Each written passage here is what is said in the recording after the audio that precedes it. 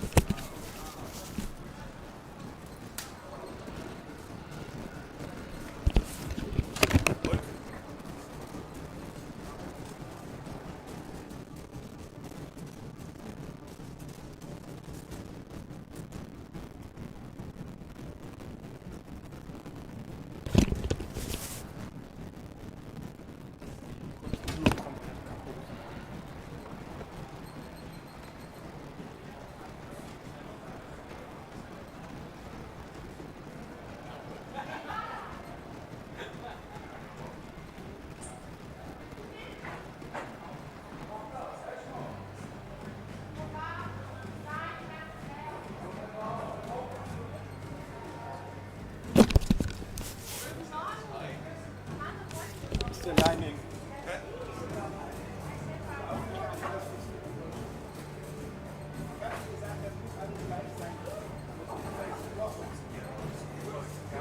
Das ist jetzt Englisch.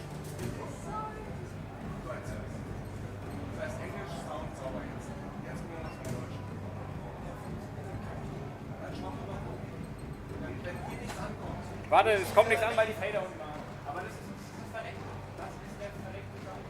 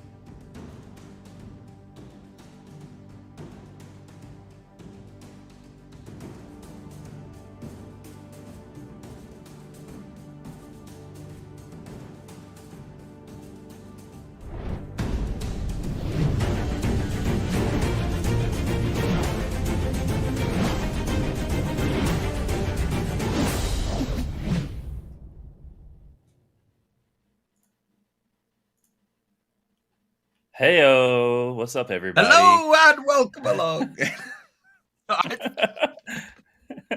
He's so excited. I'm excited. Sorry. I've got virtual farmer to my right, but I'm pointing left on the screen, so that's weird. And then I've got Maddie actually over this way to my left.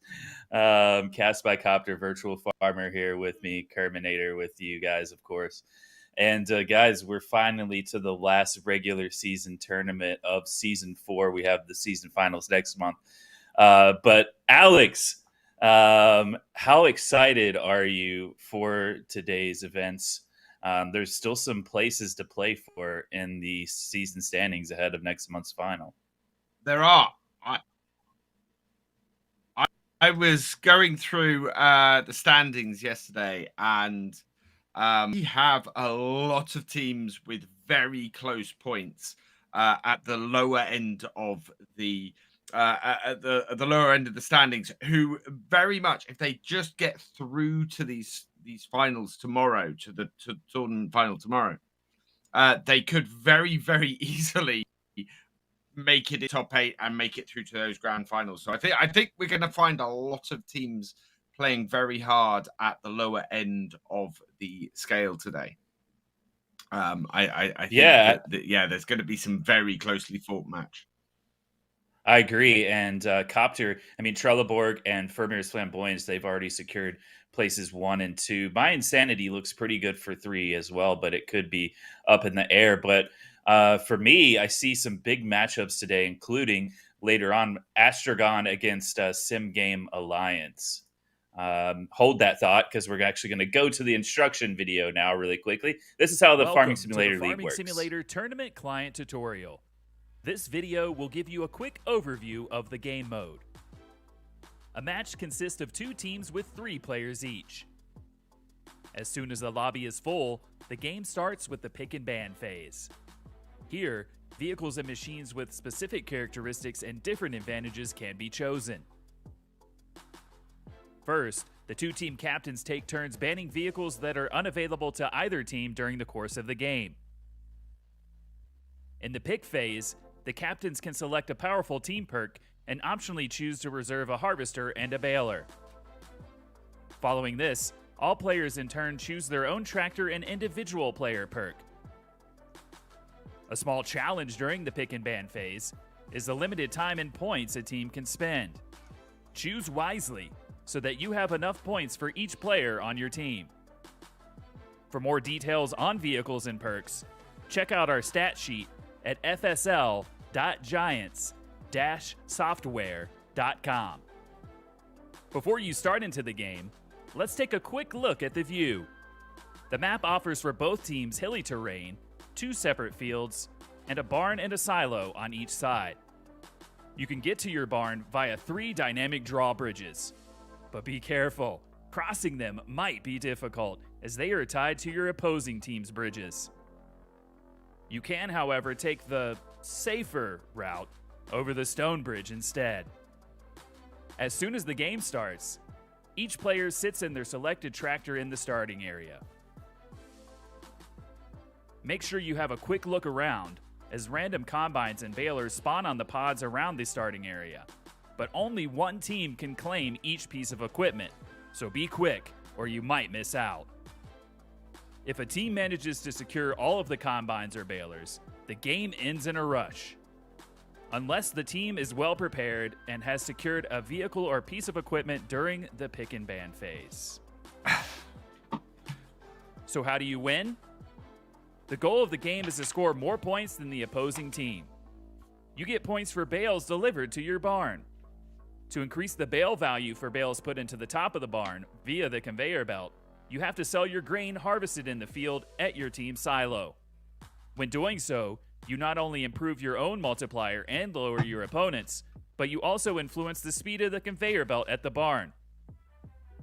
But watch out. During the 15 minutes of gameplay, things can change in an instant. Random drops appear at minutes 12, 8, and 4. Each drop can provide your team with a buff or your opponent's team with a debuff, so make sure you choose the drop that best fits your current strategy or goal. Ready to prove your farming prowess in the FSL arena? Then gather your friends and form your team on our website at fsl.giants-software.com. Train hard and compete in one of our tournaments. Have fun and happy farming.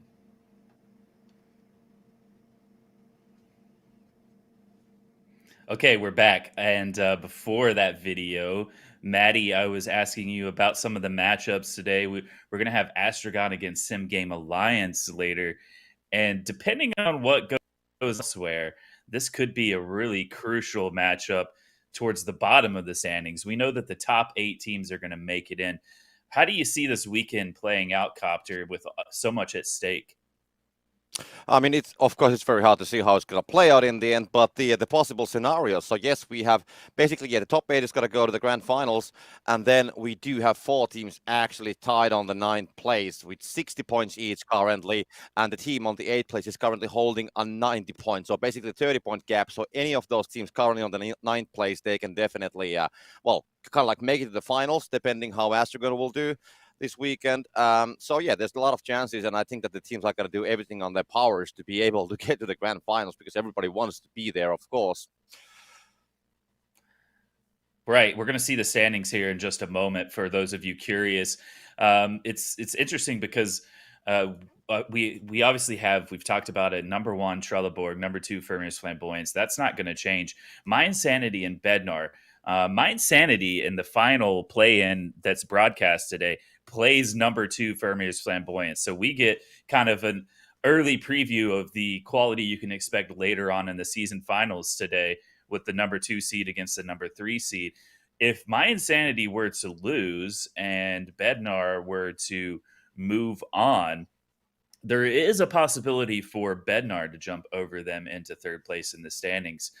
But if My Insanity can hold strong, Bednar will take on Team Charlie in one of our broadcasted matches as well today. So, guys, it's going to be another exciting weekend of the Farming Simulator League. Alex, I know you're excited. How do you feel like teams like Trelleborg and Fermiers, who are already solidified, what are they going to do today? Do you think they take more risks, or do you think they just kind of keep things normal, keep all the surprises for the final? I think Trelleborg today have something to prove. They lost out to Fermius in the semi-finals last time. I think going into those finals, they're going to want to show that they are still on top and that the last tournament was a one-off. Fermius, I think, are coming into this tournament with a winning strategy. They are showing they're strong. They want to show again. They're going to want to show that they are dominant going into those grand finals next month, and that they are the team to beat. I think a lot of teams, I think anybody who comes up against Fermius this week is going to want to show that they can beat the strategy that Fermius have come up with, because it's a strategy that can beat Trelleborg and has beaten Trelleborg. And so it is the one that teams are going to have to beat in order to win overall at next month's grand finals. Well, it's interesting as well. We're not going to see Trelleborg on the broadcast today. They're playing a team named Maxime Paradinha. But here's the first match, and I leave you guys to it. Enjoy Alex, Virtual Farmer, and Maddie, Cast by Copter, on the call of this one. Yeah, there we go. It's going to be Bednar versus TC3. We are going into our first match. Oh, sorry, Copter. Yeah, I think somebody needs to fix the UK internet. And this should be a good game. We have Bednar up versus Team Charlie. Bednar, as we were just discussing, want to beat Team Charlie. They want to get into the finals this weekend because they have a chance to go into that all-important 3rd place overall. We're not seeing a huge amount of surprises here in the banning phase, though, from either team. Team Charlie getting rid of the Massive, which is the Massive Focus and the Voltra, which are the 2 more powerful front loader tractors. Meanwhile, Bednar taking out those telehandlers as they often do. Well, let's see. The captain picks are coming in, and well, nothing that special. We have Big Hole actually, so that is something we haven't seen for a while as a captain's pick. We have Unstoppable on the other side, and then we'll see what's going to happen with the player picks, of course. So do we see any surprises here? But yeah, Team Jolly versus Bednar, and of course there's kind of like a lot of stake here. Bednar, of course, holding the 4th place on the standings, but Team Jolly is one of those teams that is currently on the shared 9th place, which means that, of course, they want to be advancing on the tournament. So it's crucial for them to win this one. And I mean, Bednar, they're pretty much safe. Nobody can drop them away from the grand finals. That's what I think. So it's all about Team Jolly on this game.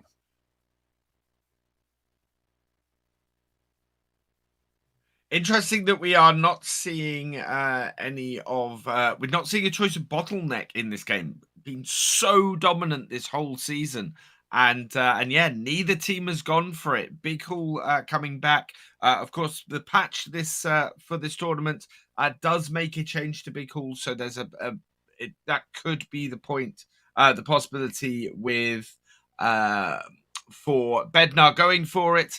Meanwhile, Team Charlie, going for that Unstoppable, which we've seen a lot of teams use in really effectively. Well, there we go. We do have, well, of course, leaving from the starting area, so they're going to be going for the pads, and we can see Bednar. I mean, they're actually leading both of the challenges, so we can see Charlie just, coming like 20 meters behind, going to be losing this battle, as we can see. Sorry, close, but no cigar, so Josie is going to get that baler out of the pads, and they're going to be going for the first bales. So let's see. Of course, let's see, Martin at the same time will just take the baler out of the other belt. So Team Jolly will be, of course, needs to go for the alternative pick here. And now we can see Hyper and Ventil as they are already trying to make the first bale. And we can see Ventil is engaging behind Hyper. And let's see which bridge is going to be used. It's going to be the safer bridge or the straw bridge. The first straw bridge is going to be used. I mean, they don't want to use the same bridge which the audio truck used before the broadcast. And now we can see Ventil just not going to be swinging it in. It's going to be taking it safe, wants to get those points home. And that's actually, 140. So even though not swinging it in, it's a decent amount of points.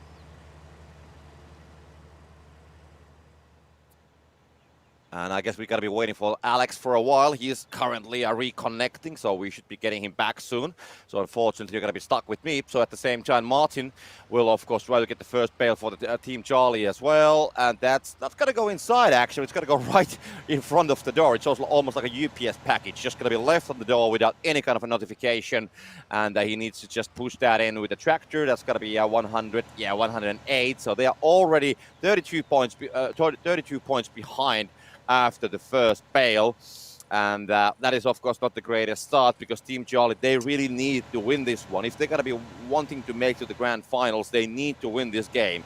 Otherwise, that's going to be one team out of the 9th position teams, which we have currently chasing the top 8 spot. So it's not a great start, but I mean, there's plenty of time still remaining. Yeah, that bale difference at the start is gonna be quite a thing for Team Charlie to overcome. 32 points is at least 2 bales that they need to make up, even if they get to the maximum bonus. So it's going to be quite an uphill struggle here for Charlie going forwards.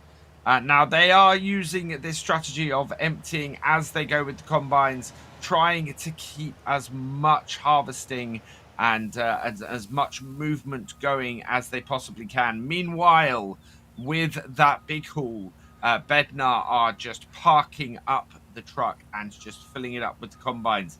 It does mean that they are not getting as much straw on the ground as Team Charlie are. Whether that eventually affects them negatively or not, we will have to see. But definitely 2 very different strategies in use here. Okay, so yeah, grain is going to be collected. Bednar has been pressing some bales, and at this point, we had the first drops as well, but nothing that special there. I gotta ask you. I gotta ask you a question, Alex. Why can a pancake get arrested? I don't know. Why can't a pancake get arrested? or how? If it commits unwaffle activities. Okay, let's not continue with that. 32 points difference still there. And let's just get back to the casting instead. We can see Team Charlie picking the bridges lowered. And yeah, that is the at least somebody's going to be using the 12-minute drops. But meanwhile, we can see Bednar just delivering those bales. They've been pressing them pretty hardly. I mean, almost 10 bales, 9 bales done, and they have most of them right next to the belt as well, which I think is. I mean, we haven't. Usually, it's that the guys are playing the straw game at this stage, and then the bales come later. But these guys, they have started right away with the bales, and with the grain as well. And now we can see Team Charlie actually starting to unload. They have a little bit less of grain than Bednar, but they are trying to. I mean, they already have the multiplier working as their advantage. It's almost 3.0 for them. So let's see. I mean, I think we are seeing somehow a little bit different strategy being played by Bednar. Well, this is the advantage of Big Hall, is that they can just sit out there, they can leave that trailer out there, collect a huge amount of grain up with it, and be in a position where they're able to create bales. And this is why they have this big advantage in bales at the moment, because they haven't had to have somebody out there carting and spending their time keeping those combines going. They can just keep going to that lorry and keep emptying it out. And while there is a massive advantage at the moment for Team Charlie for their multiplier, they don't have the bales to fully use it. They've got to be out there pressing in order to catch up with the advantage that Bednar have given themselves. And by the time they catch up with Bednar will have evened up that multiplier, and that advantage will have gone. So yeah, it's really with one hand it gives and the other hand it takes away. And that 8-minute mark, that 12-minute mark, the drops then not going in Team Charlie's favor has not helped them either. I'm just wondering how the grain game is going to go. I mean, we can see Bednar now with 60. Oh. Okay. But he's going to make it. He's going to make it, but he's going to be still stuck. It's coming down. It's going to go straight back up again. Yeah, and you know those trucks which have like a wide load, and then let's see. Oh. It's almost like being in a circus. The guys are just. Oh. Well, he's going to go through it. So much lost time. Yeah, I mean, just way too wide load, and then he got stuck there, and then he kind of like tried to manage the whole situation, but then he just ended up like a wiggling on that bridge. But we're closing on 8 minutes already, so we will have the next drops, and I want to see something disruptive as always. That's what I'm hoping for. But the whole grain situation. Team Charlie taking full advantage of that 3 times multiplier. They are absolutely scoring points while they have that 3 times multiplier. Perfect for them. And yeah, look, he just gets trapped on this. Yeah. And for some reason, the bridge doesn't go the whole way up. And I've never seen that before. I've never seen the bridge go up slightly and then go back down. Yeah, somehow that reminds me from that famous Austin Powers clip when he's gonna be trying to turn around that thing on the space tunnel, but that's a different story. But anyways, we have a bale multiplier coming up. That's gonna be picked by Bednar. I actually didn't see what was the other drop. Did you have a look at it, Alex? Yeah, as I didn't see what the drops were. Unfortunately, with all that stuff going on that bridge, but that would seem to be a bale multiplier that's running at the moment. If we're getting 2.5 to 1.5, 38 points from Bednar. This is because Unstoppable is running for Team Charlie, who are on their side. But yeah, so Bednar are stuck with a 2.5 multiplier that they can't use with Big Hall. This is not good for them because their belt is because the belt of Team Charlie is unstoppable and can go and goes 50% faster. Theirs will break at a 2.5 times multiplier. This is why Bednar are using a tactic that we've seen a couple of times this season, and they are just driving up that belt to make sure they can score as many points as possible. And yeah, Team Charlie reacting to it by going over the safer route and managing to turn their tractor as they did it. Yeah, this time Charlie's not going to be getting stuck on the bridge. I mean, it's very hard to tell. I mean, of course, Bednar doing a great job with the belt stop, so they're gonna be just climbing up in. We can see Charlie just, they have a pretty fast belt, so they will just, of course, put the bales there and watching how it's gonna slide in. And now they're also adjusting the multiplier, so they had some grain still left. We can see Bednar still having some, but I don't know if they're gonna go. Yes, Joseph's gonna be actually running right there, so he will definitely go and unload that remaining 9K. And that should be still giving them a slight advantage. No, it's going to be staying exactly at 2.0. Which is interesting because that means that Bednar have increased their overall point lead from that 30 points from the first bale to 70 points now. And they have a massive bale advantage. I don't see how Team Charlie can respond to this with 5 minutes left. 23 bales to 7 and a 70-point lead. That seems insurmountable at this point. I don't know what Team Charlie can do to overcome such a deficit in both bales and points. Yeah, the bale difference is like huge. 20 bales for Bednar. And we still have 4.5 minutes, so they still have the time to deliver all of those as well. So Team Charlie, they have to do something, but I mean, I don't know if it's possible on this game, so I think that on the next match they will just have to come up with something. But okay, let's not call it yet. We still have more than 4 minutes. So yeah, it's definitely Bednar in the lead, but yeah, let's see what Team Charlie will maybe come up with. And let's see, we still have the 4-minute super drop coming in, and maybe there's something that's going to help them out, but hard to tell what it could be. But both teams are just now doing that, grinding the work, getting the bales in. And yeah, the super drop is there. It's going to be bottom boost. So if they would have the bales, I mean, Team Charlie, but okay, they don't get it even. It's going to be Bednar who's going to get that one. And that's going to be even worse for Team Charlie. That actually is a bad thing for Team Charlie. Team Charlie, the one advantage they had is that their conveyor is twice as fast as Bednar's. And Bednar getting the bottom boost means that all those bales Bednar have sitting around, they are able to convert to points really quickly. And that only makes matters worse for Team Charlie. There's 300 points in this now.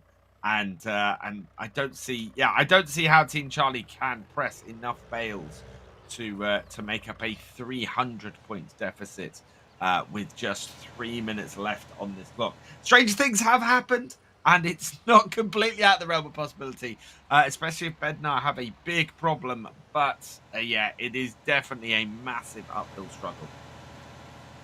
Yeah, it's 300 points, almost the gap. So it is what Tom Cruise would say, mission impossible. But yeah, they will definitely try. But yeah, I mean, they haven't been able to get those bales, only 6. So what they actually have is like 120 points available. Okay, now 140, but still there's more points available for Bednar, and the time is running close. So this is, yeah, just like you said, Alex, it's a very hard task for them to do, and I don't really see a way around this situation.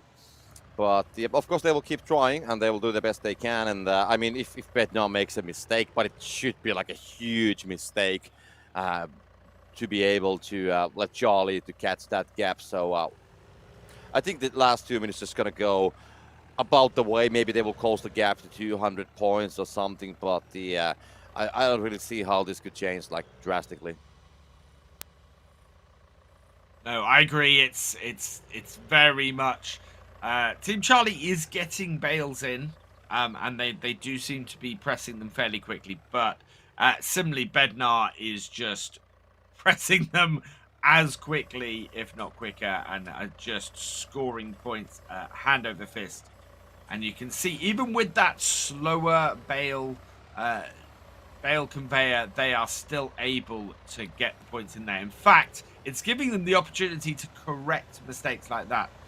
They're able to with the slower belt get that bale off before it falls off, and then they'll be able to get that back on there and score the points with plenty of time to go. In fact, this looks like it's going to be a 1,000 point game from Bednar, which we have not seen very often recently. Yeah, I mean, definitely. I mean, they're just one bale away from it, and I think they have that already on the belt. So, and they have 7 bales available, so definitely got to be more than 1,000 points. So that just means that Bednar has been playing this very well. It doesn't mean that Team Charlie has been doing maybe. We can't call that they have done a bad job, but definitely Bednar has outplayed them with the strategy. I mean, the middle part of the game was just pretty chaotic, to be honest, and I think we need to go through at some point like what actually happened there and how this gap even started. Maybe you have the answer for it, Alex. But yeah, now was 30 seconds remaining, so this could be like a 1,000 almost 200 for Bednar if they get all those. Okay, they don't have that many bales, but still a very good game for them. This is a game where you could actually challenge even like Trelleborg with this kind of a scoreline. I think the interesting thing at the end of this is going to be see exactly how many bales Bednar got in. I think they've just been really good at that, and all of their points have come simply because they pressed and delivered more bales than their opponents have. An unsurprising victory at the end there for Bednar, playing very, very well, pressing bales straight out of the gate with that big call. And yeah, look at that bale difference. 47 delivered bales to 33. That is the points difference right there. Bednar just playing a blinder of a game. And yeah, scoring the points with points score to match. Yeah, they got a decent amount of points with the multiplier. I mean, they took the big haul, so they kind of like started it differently. And for a while, I really thought that they will just play the grain game for the first until the 8-minute mark, as we have seen multiple times happening. But then they just started to press the bales as well, and they had a huge amount of bales ready already before. I think already during the 12th minute drop, so they were just very busy at the fields. And I said that maybe the gap is going to go to 200 points, but it was almost 400 points. So all the way towards the end, they were just able to increase the gap all the time. I don't know why Team Charlie were unable to press as many bales. I mean, there was that gap at the beginning. There was that sort of 10 bale gap where Bednar were pressing bales while they were delivering to the big haul. And as a result, they got that advantage there, but that doesn't account for a 300 point advantage like that, because they never had a 3 times multiplier. So it wasn't just those initial bales; they were pressing bales faster than Team Charlie the whole way through that match, and I think that's what Team Charlie have to rectify for the second match. And of course, I mean, on the middle part, when the belt was stopped, Hyper did a great job by just delivering the bales on the second floor with by running on the belt with a tractor. So I think they collected at least with that multiplier. Was it 2.5 at the time, the multiplier, or something like that, or was it like even 2.8? They collected more than 50 points per one right to the second floor of the barn, and that of course, like I think they did like 3-4 runs like that, so that was already 200 points right there. And they were scoring 38 points of bale at that point as well. So yeah. Oh yeah. That's a lot of points. What do you think, Alex, about the next game? Like, do you see first of all, about the picks, do you see that this whole like a big haul versus unstoppable? Do you think that that's going to change, or I don't know? What do you think about what Team Charlie should do? I think unstoppable is a great pick to go up against Be Cool. You do limit the other team how much they can deliver at one time. I think if the 12-minute drops go Team Charlie's way, which they didn't in the last match, that would make a big difference to playing against Be Cool. So if you add a grain multiplier, for example, at that 12th minute mark, and you're going up against Be Cool, that is going to make a big difference because you're going to be delivering your grain at that point. You're going to be delivering it at a multiplier, and it's very difficult for a team to come back with Big Haul at the 8th minute with that grain all multiplied. The other thing that they've got to do to counter it though is press those bales. There was a 15 bale difference between the teams at the end of that. And if you are delivering 15 less bales than your opponent, you are not going to win a match. You really do have to get those bales pressed and delivered and get those points scored. Otherwise, yeah, you're not going to win the match. That's one more bale per minute. 15 bales. But I mean, from 15 bales with the usual multiplier, you get like 300 points, and then the gap was almost 400 points. So then, of course, I mean, we spoke about already the multiplier and how Hyper was like delivering the bales with a very high multiplier. So I guess that was where the rest of the gap was made from the using the multiplier better at that stage, and of course, they'll do the work at the same time. So now we're just waiting for the second game to start. Should be starting pretty soon, but we are still waiting for it. So we shall see. And I'm deeply sorry about the bad pancake joke. I'm like deeply from my heart sorry about it. But at least we got the chat reacting, so we know that they are still there. Oh, absolutely. And I apologize for my rural internet being my rural internet again and me having to switch over to the connection on my mobile. I'm hoping I sound a little bit better and a little bit less choppy now. But yeah. It is pretty smooth. It's fine now, but of course, I mean, it's always good to have the connections working out, and of course, as the event is running at the same time in a different venue as usually, as you probably saw from the chat as well. So the early kind of like the audio level things and what happened there. So yeah, I mean, things can change. There can be small things here and there which don't go according to the plan, but the amazing technical crew of Giant Software, they were able to fix the issues pretty fast, and here we are waiting for the second game to start. Yeah, and it should be a good game. I mean, Team Charlie really need to win this second game. They need to keep themselves in here. They are in that equal 9th position overall. Getting through to the finals would put them equal with Cortiva at the moment. And yeah, it is the top 8 teams going through to the grand finals next month. So yeah, Team Charlie's entire hopes of making the grand finals next month now rest on this second game.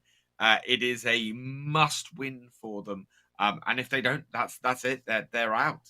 And yeah, I'm expecting them to come fighting in order to do that. We are headed into the second game now. And yeah, Bednar versus Team Charlie, round 2. Team Charlie needs to win this, as I said, or they are out of next month's grand final. These are going to be some very significant picks. They literally have their backs against the wall. So this is like a do or die moment for them. And there we go. The bands are coming in. Deutschfahr. Let's see what else we do have. What's going to happen with the telehandlers? That's what I want to see actually on the game as well. So there we go. Massey Ferguson is going to be banned. And then we are, of course, expecting that the other one will be banned as well, as they usually go in pairs. But let's see what's going to be coming on the menu. Yeah, Manito. Not a surprise.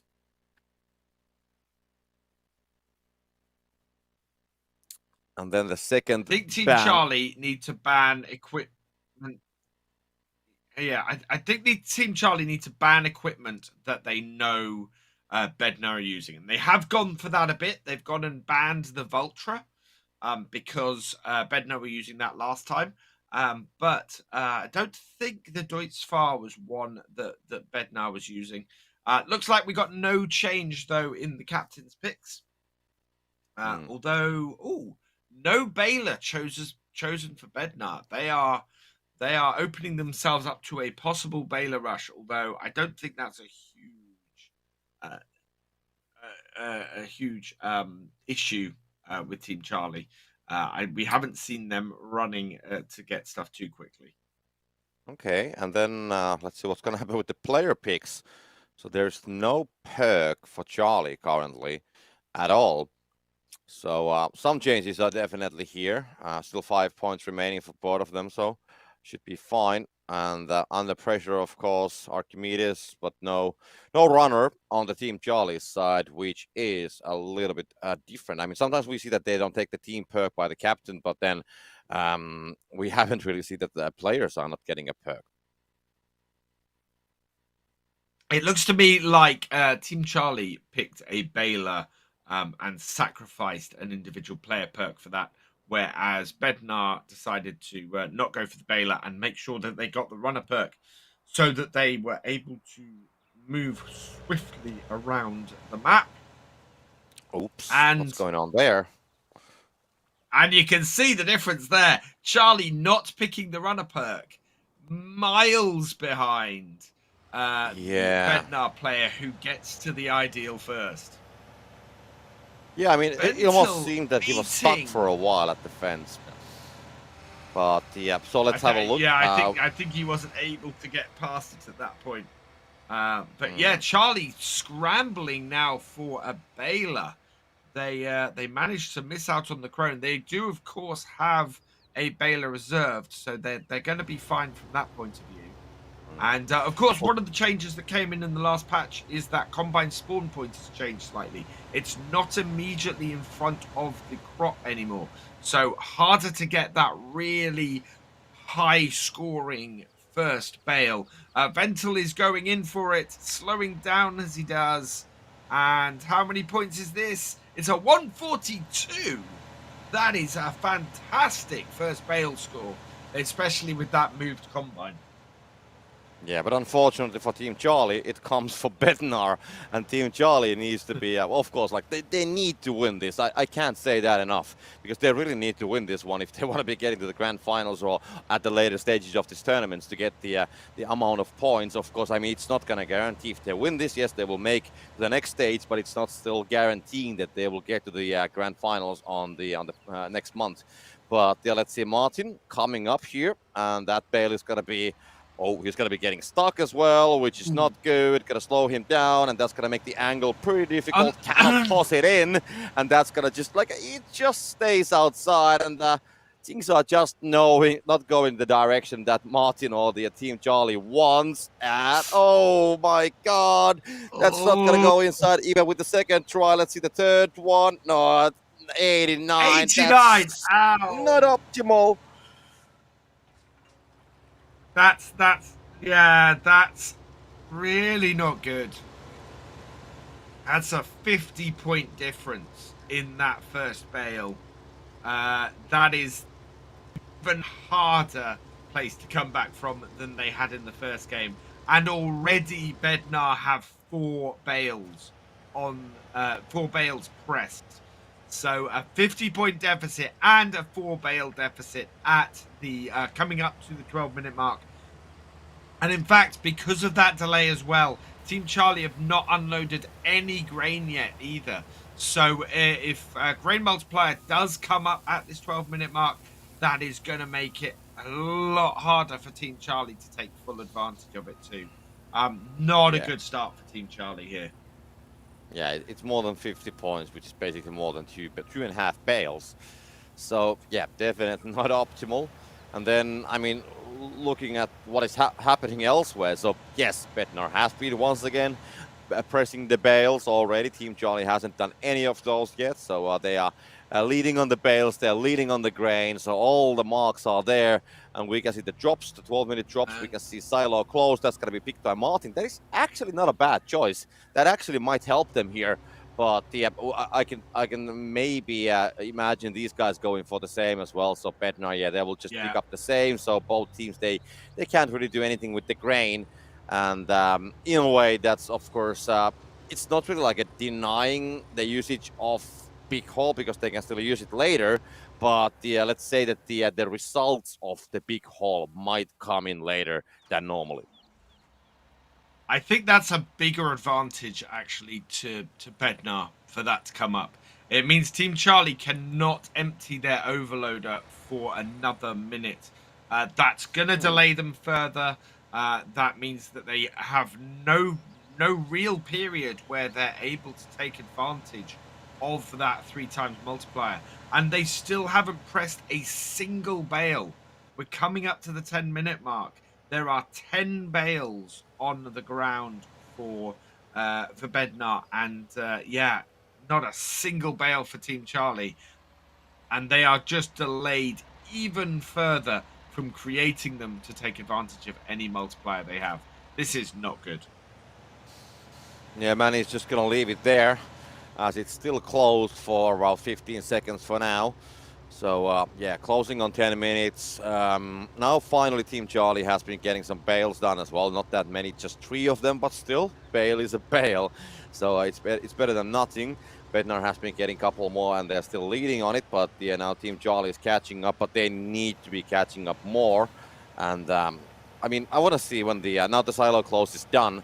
So we'll see. I think both teams are just going to wait for the 8-minute drops and see what's going to come out of there. And if the silo close is there, still on the 8-minute drop, then of course would be interesting to see if they couldn't use the grain all the way till the kind of like the 6.5 minute mark. But we just have to wait and see.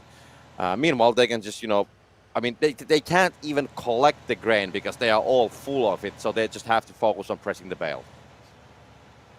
I think this is a mistake here from Team Charlie. I don't think they want to be taking that tractor off the baler and stopping baling right now. They are better off baling as many bales as they can until the 8-minute mark, getting those 2 combines in there and having somebody else empty that grain at that 8-minute mark, because right now they have 12 bales on the field. They have a 5 bale deficit, and I don't see how. You see, they've now dropped that off. They've got their man running about. They could have closed that bale deficit with 2 balers going. The reason they have the bales they've got is because they've got a baler going on there. They needed 1 person dealing with grain and 2 people pressing bales. Yeah, but exactly when Team Charlie, they unloaded, they got the multiplier, and at the same time we had Bednar just, moving the grain to the big hall. So this was the moment when they should have been able to get those bales in. Now it's going to be too late in a couple of seconds because Josie's going to go here and unload it.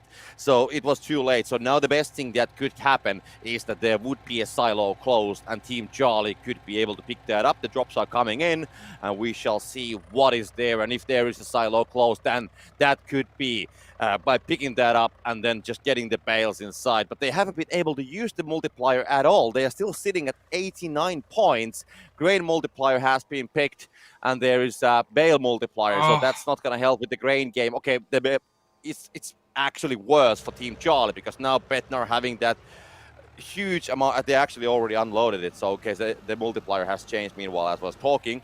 So, this is just not working for Team Charlie because they were not able to utilize the multiplier they gained before Bednar started to unload the big hole.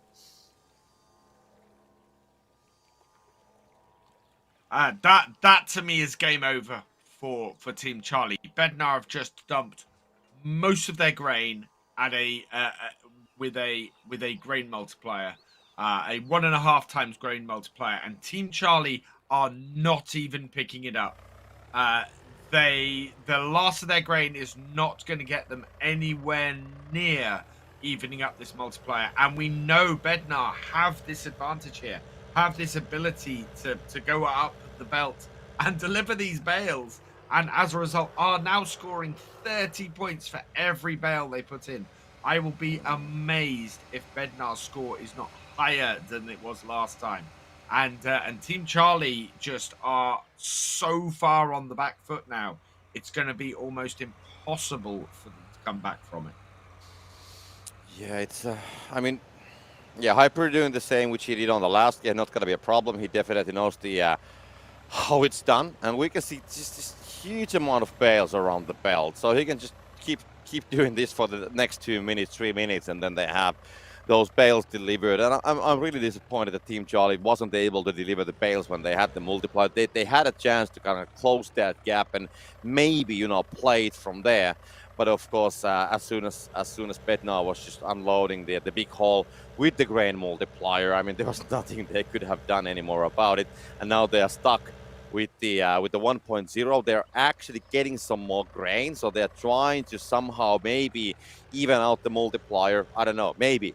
And then just start delivering the bales. But I mean, we have 5.5 minutes remaining. They had 21 bales, and they haven't still delivered a single bale during these 9.5 minutes what we have played the game.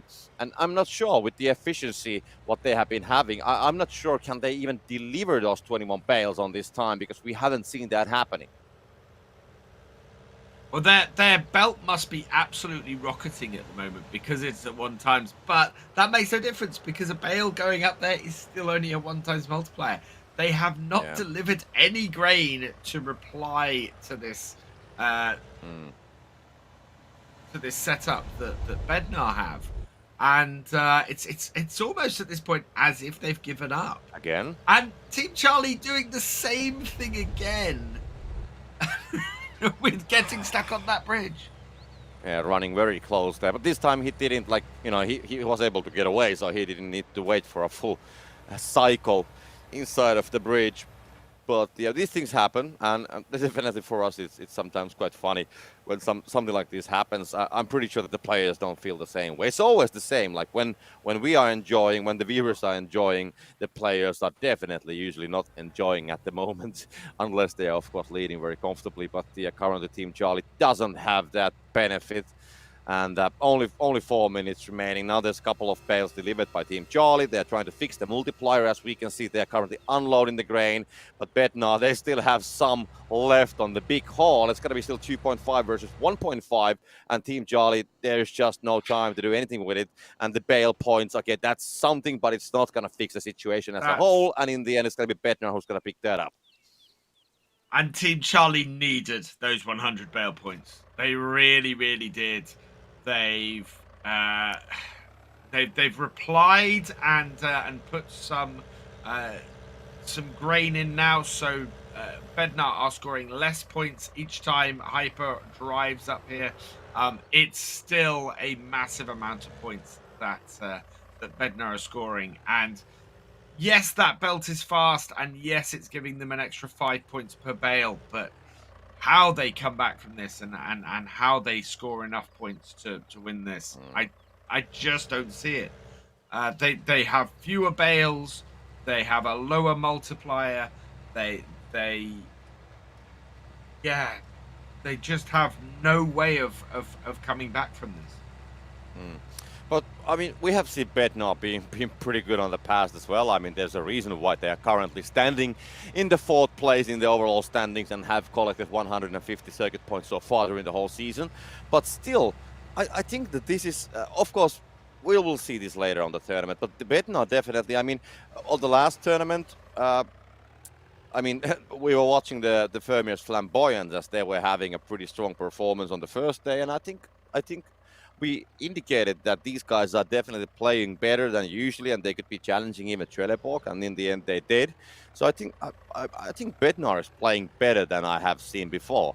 At least what it okay, they might still play it at the same level, but I mean, if I think about my close memory from the past tournaments, I think this is a very strong Bednar what we are seeing, and these guys will be definitely one of those teams to be looking out. Yes, they have a Team Charlie versus them, but I think in general Bednar has been just doing a very good job, so they have been definitely practicing and doing the homework, and now we are seeing the results here.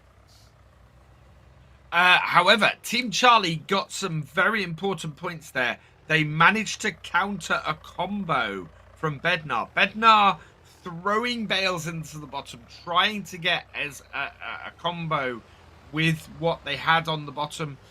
Because they have that stopped belt, they were trying to force a combo. Team Charlie getting a bale in at the right point, countering the combo, and getting important points. It is a little bit too little too late, but they are at least fighting back in these later stages. I think Bednar have actually been playing a very disruptive game here as well. They managed to, they got that silo closed at the 12th minute. That blocked Team Charlie from delivering grain when they wanted to. And then at that 8th minute, they got that grain multiplier and they used it to the full effect. and it meant that Team Charlie couldn't come back and even everything up, and were scoring fewer points for every bale. A 2.0 to 2.0 would have been in Charlie's favor. Oh no. I don't think 2.0 that, to 2.0. I don't think that Vietnam needs to do anything anymore. Belt is faster. No, Yeah, I I think that Bednar has already won it. So even if they don't deliver any of the bales anymore, I don't think there's any way that Team Charlie can reach even. Well, we'll see if they get 500 points, but there's no way that they're gonna go past 600 points. So Bednar is already safe, and we can see that the guys are just celebrating. Hyper just waiting with the last couple of bales, and knowing that this is gonna be the money shot for the observer. They love these moments when the guys are climbing, just like when you have a mountain climber and they go on top of the mountain. So these guys will go with the tractor on top of the barn. And there we go, victory for Bednar. They will claim 2-0 from this series, and that's going to mean that Team Charlie, they are out of the grand finals. I think my only surprise there is that with one less bale, Bednar scored about 200, nearly 200 fewer points this game. That is really interesting, and that is all because they threw a ton of bales into the bottom at one point. And look at that. That is a crazy amount of bales they threw in the bottom. 32 bales into the bottom there for Bednar. And it did cost them a lot of points, but it didn't matter. Yeah, I mean, in the end, the amount of bales delivered was pretty much the same. I mean, it's not completely the same, but at the same levels as we had on the last game. But then, of course, the multiplier and the whole grain game was quite different during the game. So that meant that when kind of like the bales started to be delivered, it was later. They wanted to wait for the grain and so on. So, but yeah, it's in a way a quite similar game. And Bednar just showing the dominance here, that they are definitely a team that needs to be watched out, and I will definitely at least have my eyes on these guys tomorrow. Yeah, they have definitely earned their fourth place in the standings. They are up there with the best teams, really, really good. We're going to take a short break now. We will be back in a moment with the next game. See you then.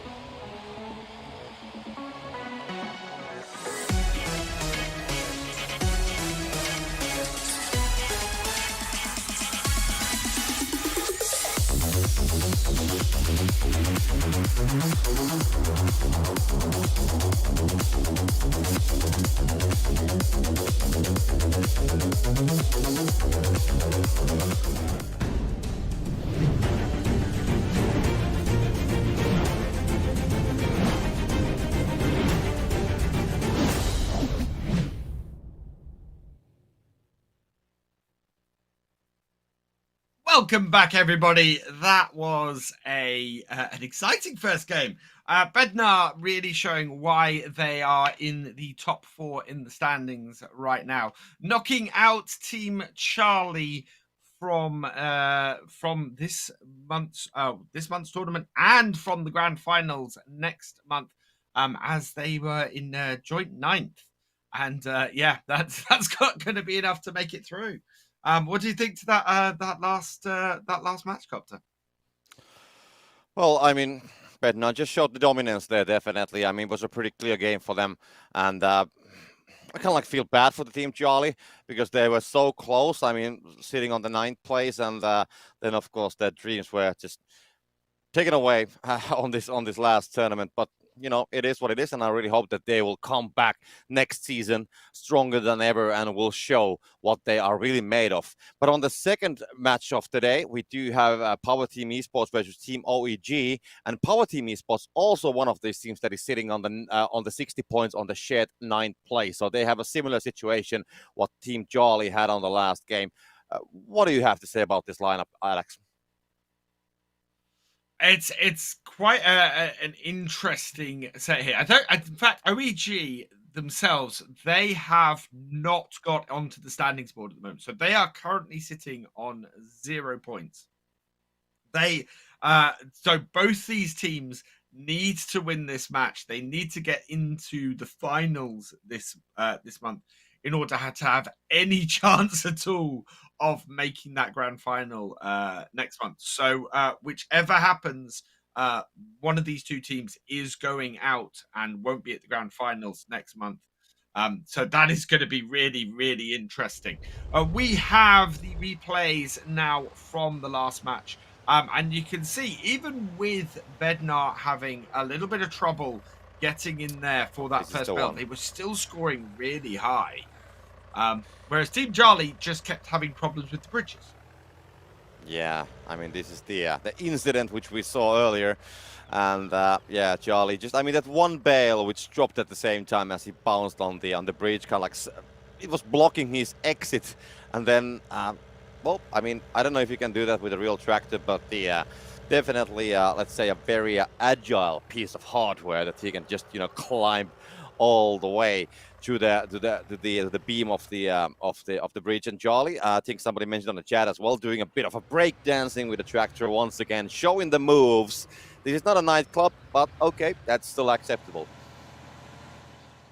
I think I worked out in the match why Bednar actually scored fewer points in that second game, and why they ended up putting so many bales in the bottom. And it was simply because in the first game, when things evened up, it meant Bednar could again score points quickly using the conveyor.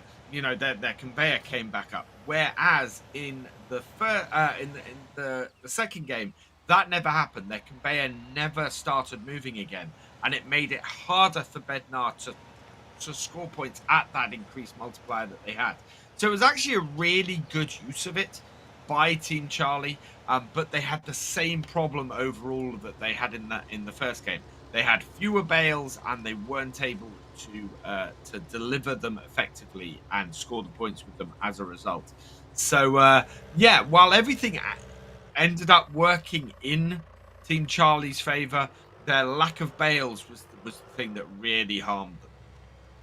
Yeah, I think in general, like when I watch these replays and kind of like rethink what happened on the last game, I would say that, I mean, Team Charlie, I don't think that this is the way how they wanted to end this season, because, I mean, all the problems, I mean, with the pads, they didn't win the challenges on the pads. They had bad luck with the drops a little bit as well, so I don't think that they showed the best they can do. But still, Bednar made a really great game, and but that's about it. So yes, Team Charlie, unfortunately, we have to wait for those guys for the next season, and now we're gonna be focusing on the next game. Power Team Esports, Team OEG, as mentioned, and just like Alex said, both will have to win And of course, Power Team Esports, they have more circuit points because Team OEG has 0. So I would say still that Team OEG, it's a bit of a long stretch if they want to get on the grand finals, because they have to basically maybe even win the whole tournament tomorrow. But for the Power Team Esports, they have a decent chance of getting on the 7th, 8th place, depending how the other matches will go. So this is a very important game for them. I think any of these teams in 9th place, they need to not only get through these early rounds today, they have to get to a semi-final match in order to get themselves into that grand final. I think all the others are going to score points. Everybody in 8th and above is going to score points today or this weekend, most likely.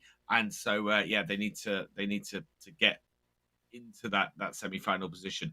And so we go into the match and the ban phase. Do you think we'll see anything different here, Copter? Honestly, not. But then on the other hand, I don't think we have seen this lineup to play on the past. So you never know. I mean, teams, they want to come up with the different strategies. We don't see the telehandlers being banned yet. And usually, I mean, if they're banned by the same team. So now we have 1 ban per team already. So we might actually have the telehandlers. And yes, definitely we will have at least 1, probably 2 telehandlers in play. Let's see what is the last. Is it going to be a narrow tire? I don't think that even. So this is going to be interesting to see what is the last one. It's going to be a case Puma, which in the end is the narrow tire tractor. Oh, it's going to be changed to Valtra on the last second. So once again, the players are baiting us, at least me. I don't know, maybe Alex is used to this one, but I'm always getting tricked by this fact. But definitely the bans are different, at least from my point of view. And now we just see what's going to be the captain's picks. That's a really interesting set of bans, actually. That is the 4 best front loader tractors in the FSL have been banned across both teams. So that actually makes stacking the bales and everything a little bit harder as a result. I'm very intrigued to see where the teams go from here. Both teams going with bottlenecks, so the most chosen perk that we've seen this season is back in this match. And I'm intrigued to see where both teams go with this. Yeah, I'm just wondering. I mean, because the first ban was for Team OEG, so they decided to make their ban. And then Power Team Esports, they kind of had a choice that, okay, if we want to ban the telehandlers, that's fine. So I think they were either thinking that we can utilize the telehandlers better. So let's make a ban that's going to be hinting to a direction that, the telehandlers can be in play. So either they have been practicing the telehandlers, or either they think the Team OEG is not good at handling the telehandlers. I think that's the decision you needed to make at that point. But now we have nothing special here. Okay, we have a couple of our picks which are missing. So we can see Valo not going for a perk at all, and there was also missing something on the Team OEG side on the captain's picks. But otherwise, it's business as usual. Archimedes missing from the Power Team Esports side. Both teams have the runner, so we shouldn't be seeing the kind of like the running battle, which was already lost on the first meters that we had on the last game. And there we go. It's going to be time for the first game of the second match. I'm actually very surprised by those equipment picks. Both teams went for the Fent front loader instead of grabbing a telehandler.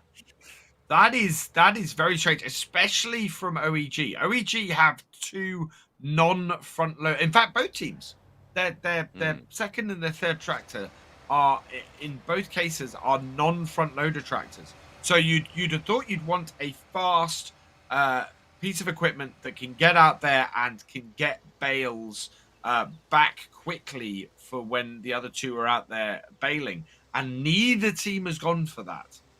So that's an odd choice, I think. So what do you think? Can we say, or do you think that we can say that we might be seeing less points on this game? Because, the loading to the belt is going to be more complicated. So will they get all those bales on the belt with the time that's going to be available? I think we're probably going to see less bales delivered overall, because we've got 2 tractors that can't bring more bales back at once. As a result, with fewer bales, I think we're going to see fewer points. I think this is Okay. going to be a lower scoring game as a result. Thank you, Alex. I mean, always you know so much about the game that just always surprises me.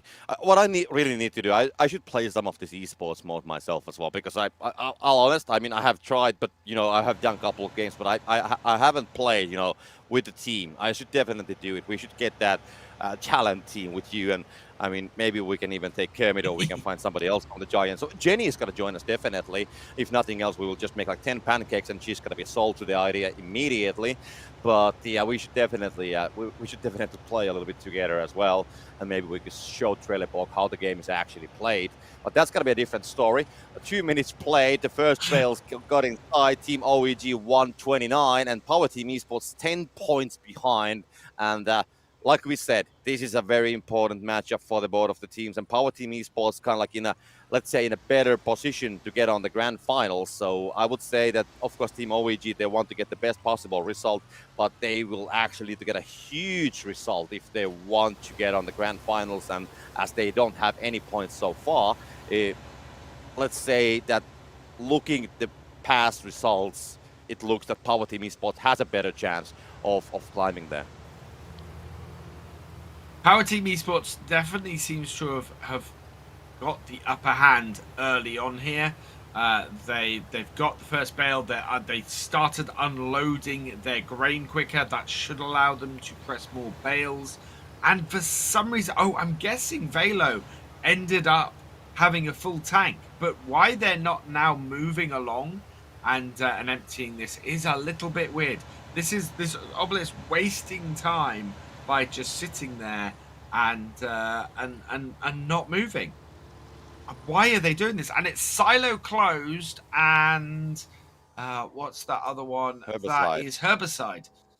So yeah, I think either team is likely to go here for silo closed. Try and disrupt the other would make a lot of sense. Yeah.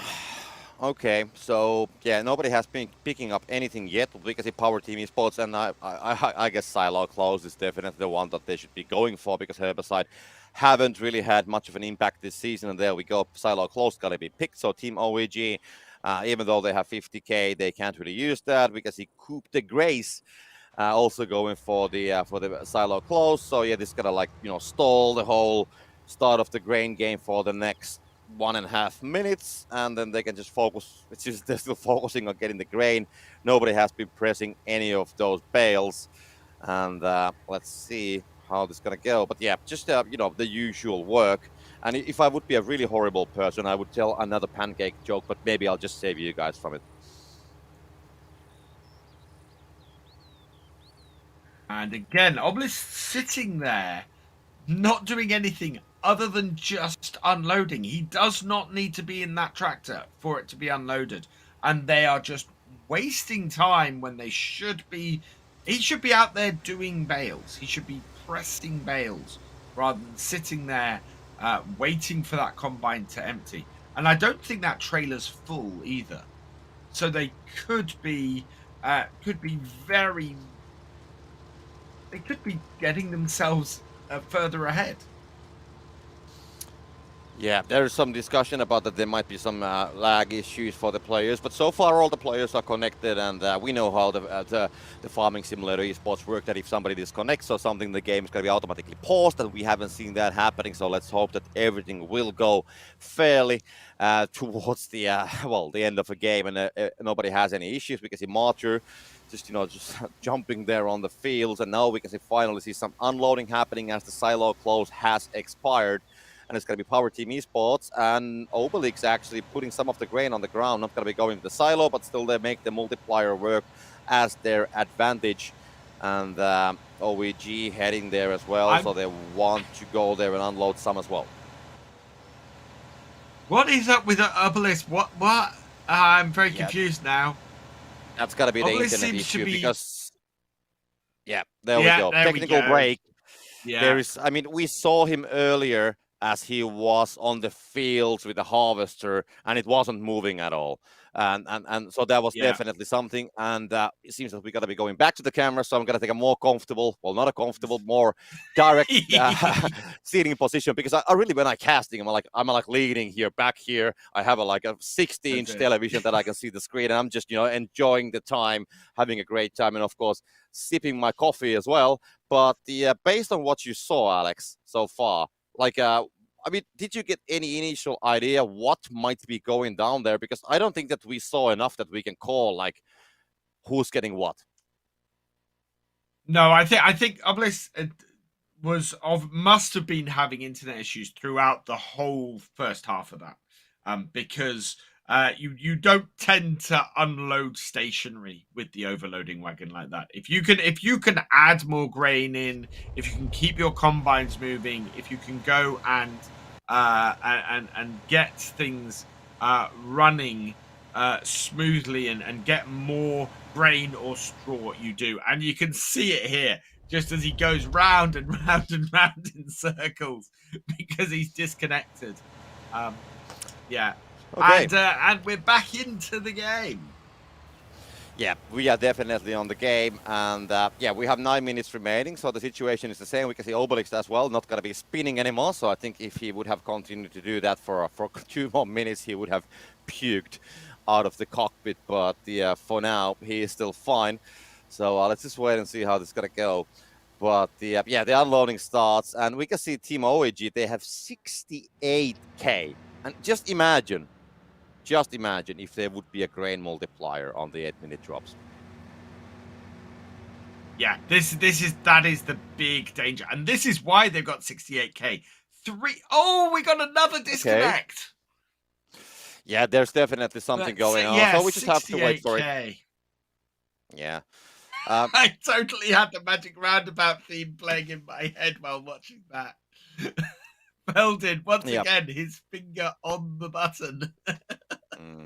But I gotta say, I mean, yes, we have some connection issues clearly with the players. I don't know if it's between the servers or the players or what is the case there. But what I really have to say at this point, because organizing an event, going there, moving the production, doing it, because I know it, I have done it, even though I'm not there. It's a huge task. So I just gotta compliment the whole Giant software staff that they will even go for it and do it, because it's a huge thing to do. It's not easy that you just move the whole production to a different location. There's so many things that you have to worry. But now we go back to the game. That's the end of the compliments. And having been on the ground with them and having seen all of this working in place, it is quite a task to get everything working on site like this. And huge compliments to the technical team. They are great at making sure things run as smoothly as they possibly can. Especially now that we're out here remotely on camera as well.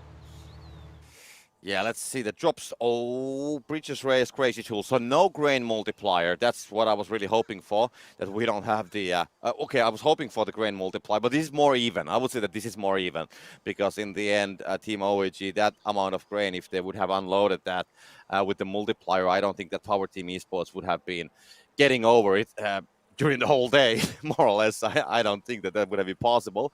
Nobody has been going anything. I mean, Bitches Race, it's something.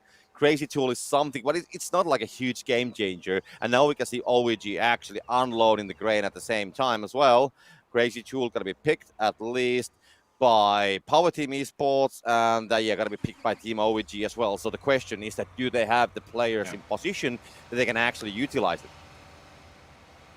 And this is where not having the telehandler is going to harm both teams.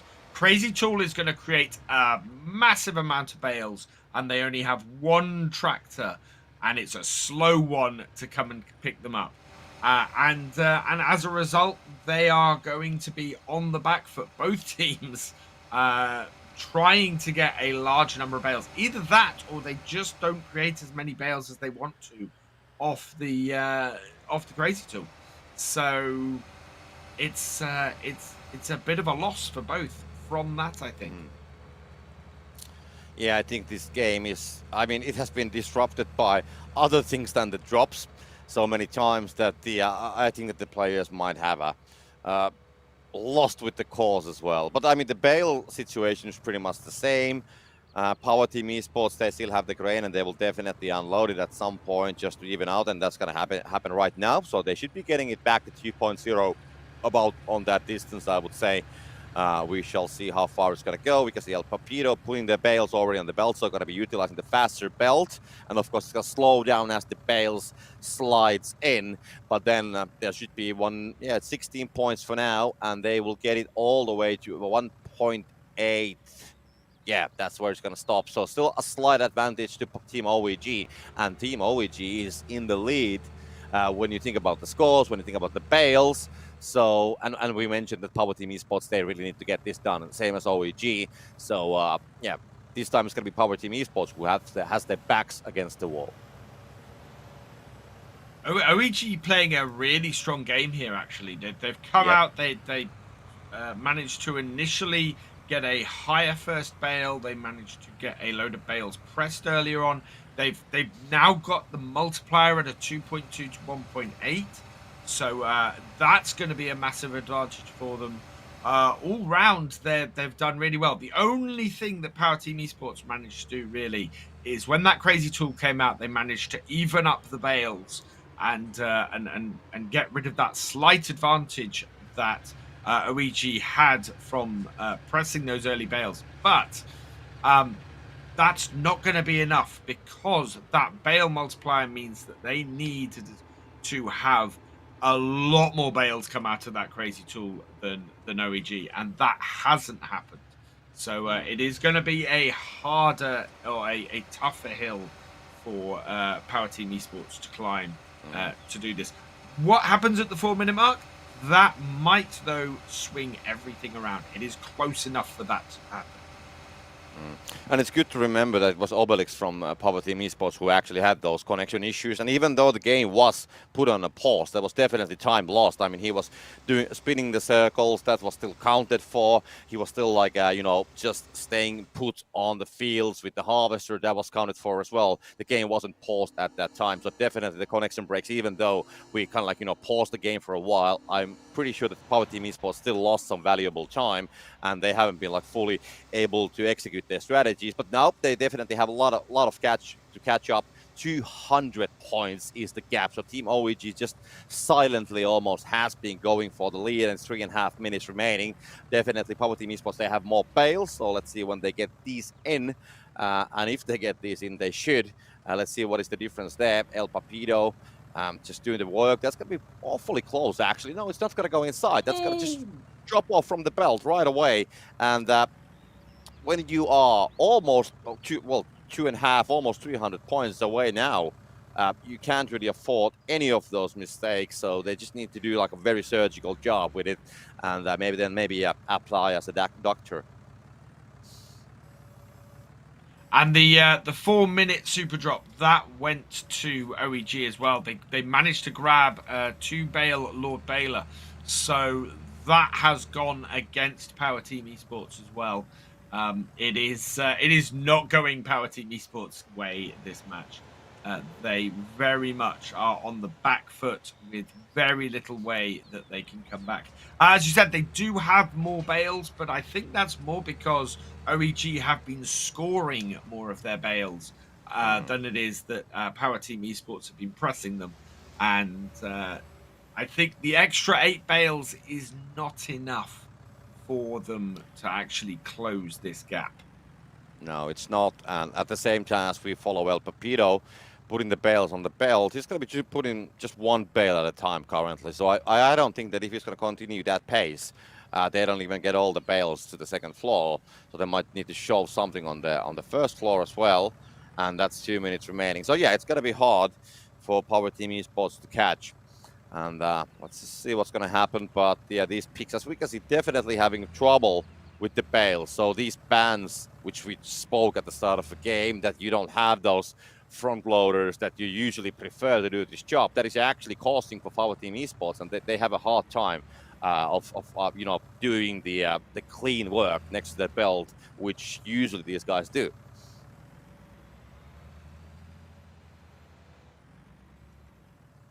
So Power Team Esports now trying to get their last few bales that they've got kicking around here. They definitely are scoring bales slower than OEG are. OEG now just 5 bales remaining, whereas Power Team Esports have 18. So OEG's bales are going down, which means that they are scoring them quicker than they can press them, whereas Power Team Esports, theirs are going up. So they are scoring them slower than they're creating them.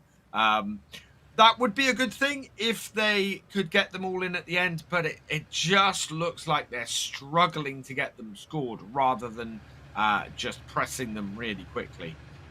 Not good for them. And yeah, look at this. They're dropping them off the side of the conveyor. This is why they have a big pile of them near the base.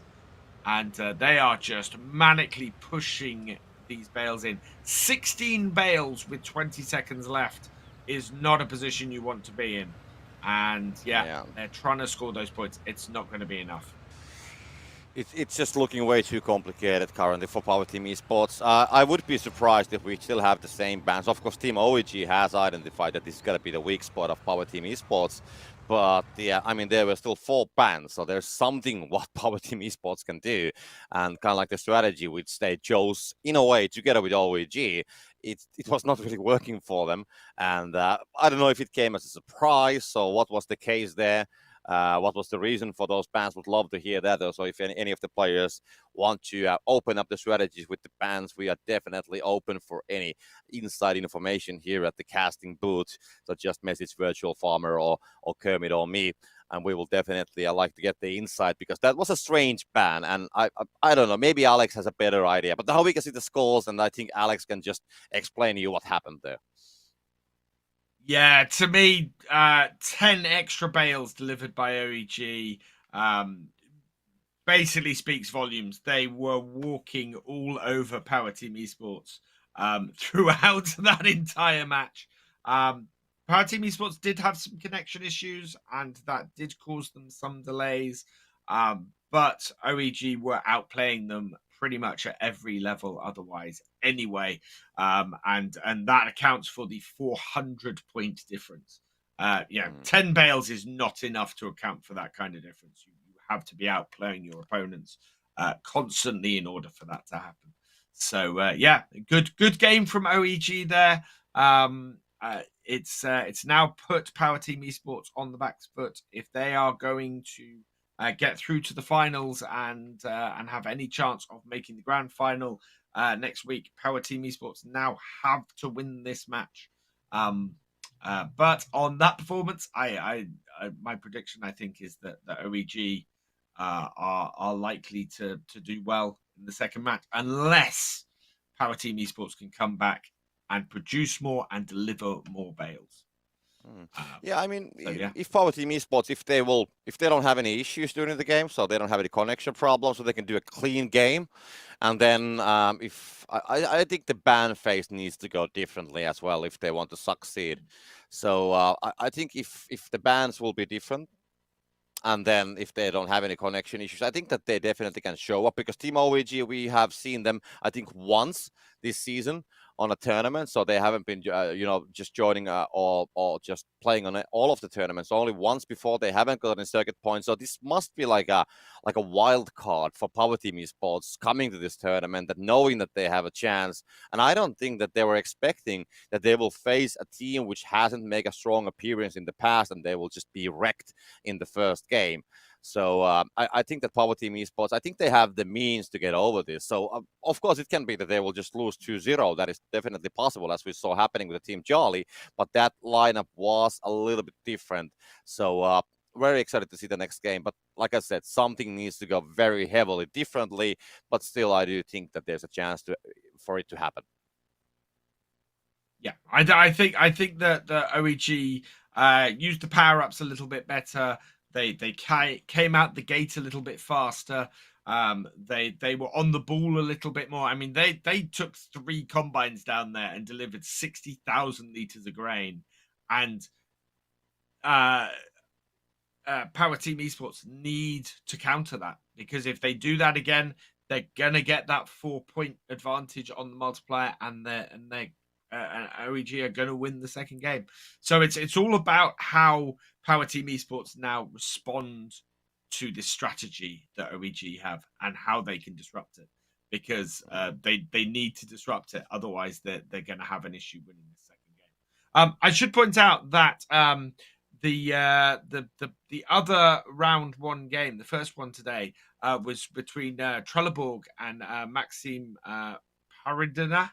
I think that is, which means that Trelleborg are facing Bednar in round 2 of today. So we're going to see one of the 2 top 4 teams not make it through to the finals this weekend, which is really interesting. That is either going to mean that nothing changes at the top, or Bednar will have a chance of getting up to that 3rd place position.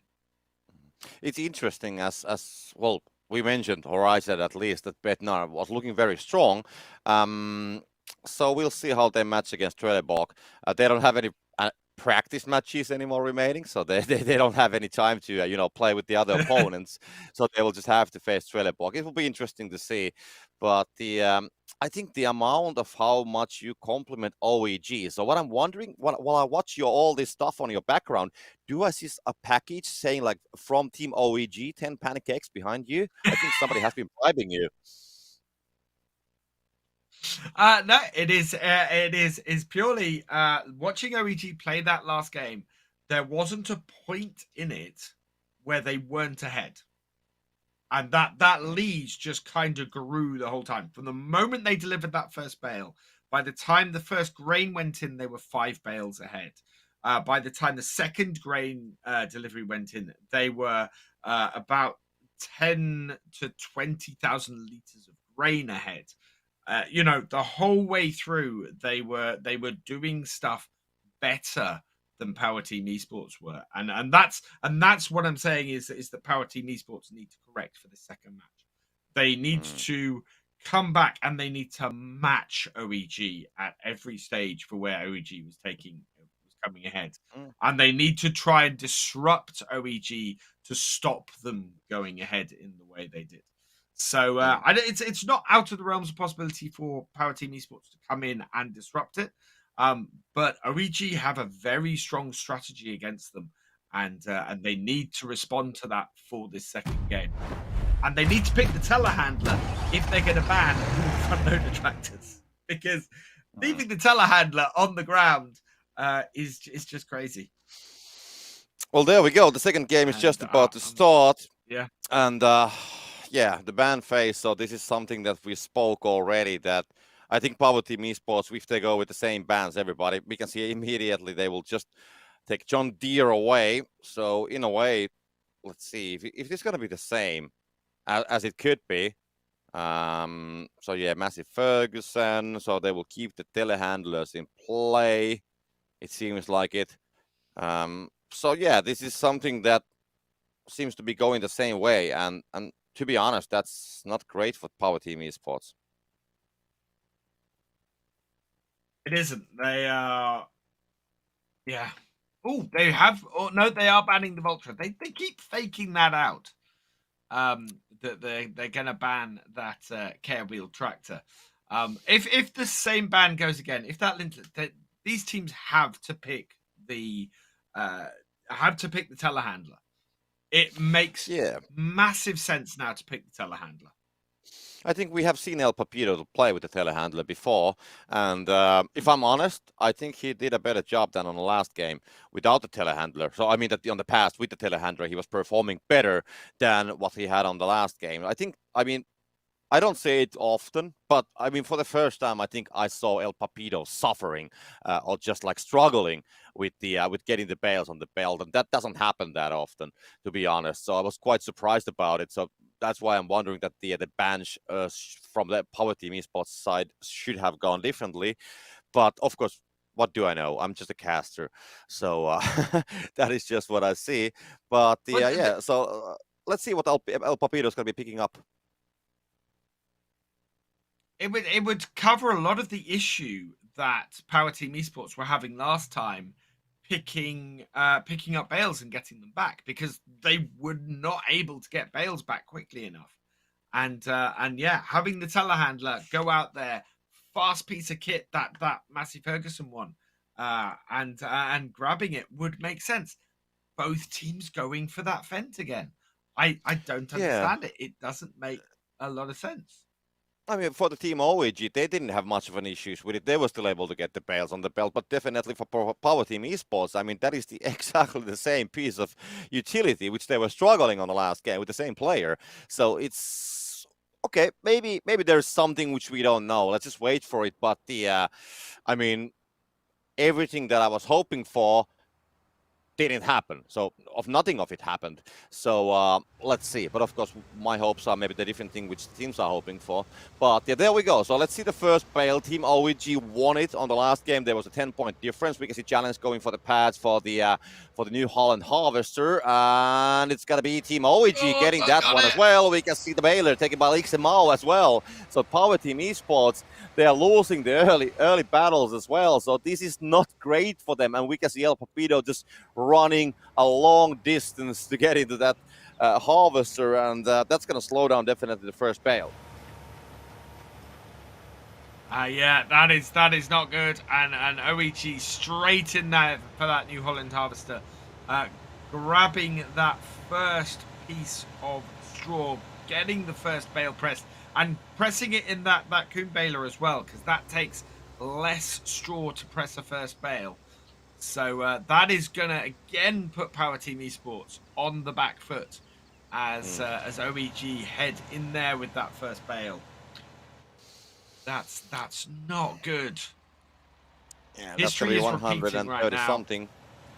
Yeah, 35. Fantastic first delivery there from Marta. Obelix coming from the safer route, and that's gonna be quite few points. So it's 100. What is it, like 15 or something like that? So that's gonna be about 1 bale difference. And one thing, okay, that's gonna slow it down even more. Why? That's complicated, and it's not even yet in. He's gonna have to turn around because he's not gonna get it from there. Unforced error straight out the bat. This is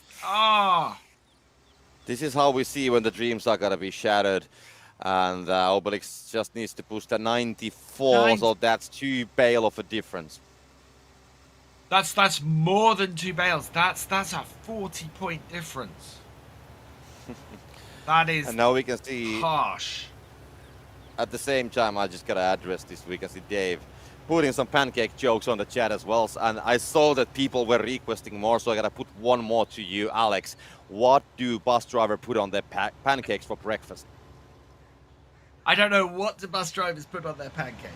Yeah, on top of it, what's the topping? What's a bus driver put on their pancakes? It's a traffic jam. Oh,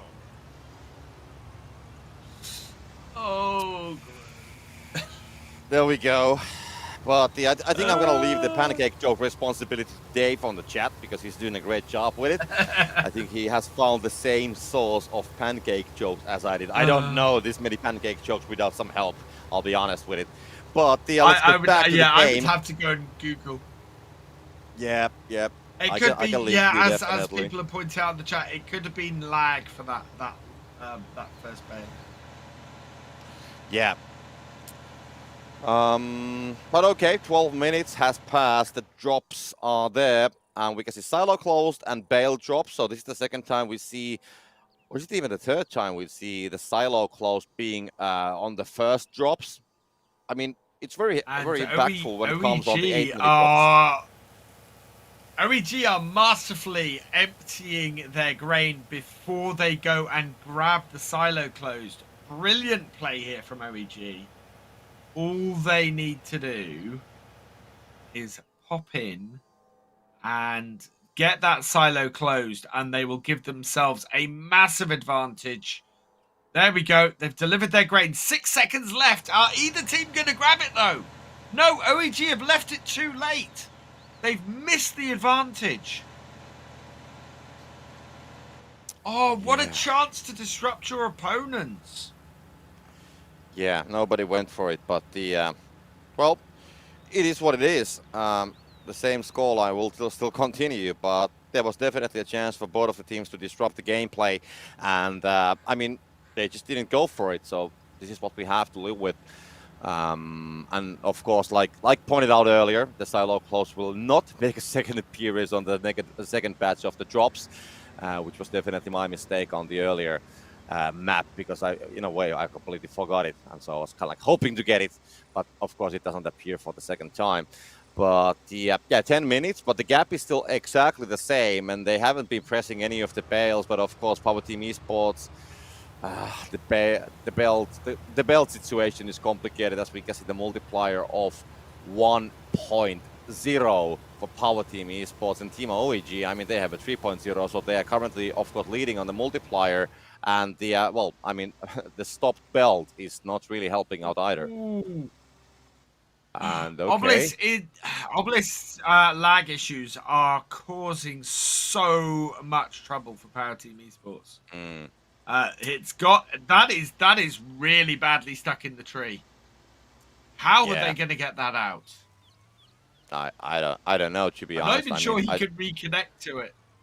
Oh no, he He's can. trying. He's going to have to fold that organ. Yeah, but can he get away? I mean, the tires are actually in the air, the rear ones. So we will. Yeah. Okay. Oh, no, okay. no! What is This is over. this? He's in the air. Look, Mom, I can fly. There is no way they're getting that out of that tree. Oh. And that has got to be the end of it for Power Team Esports. They are at a 1 times to 3 times multiplier deficit, and they have no way of evening things up.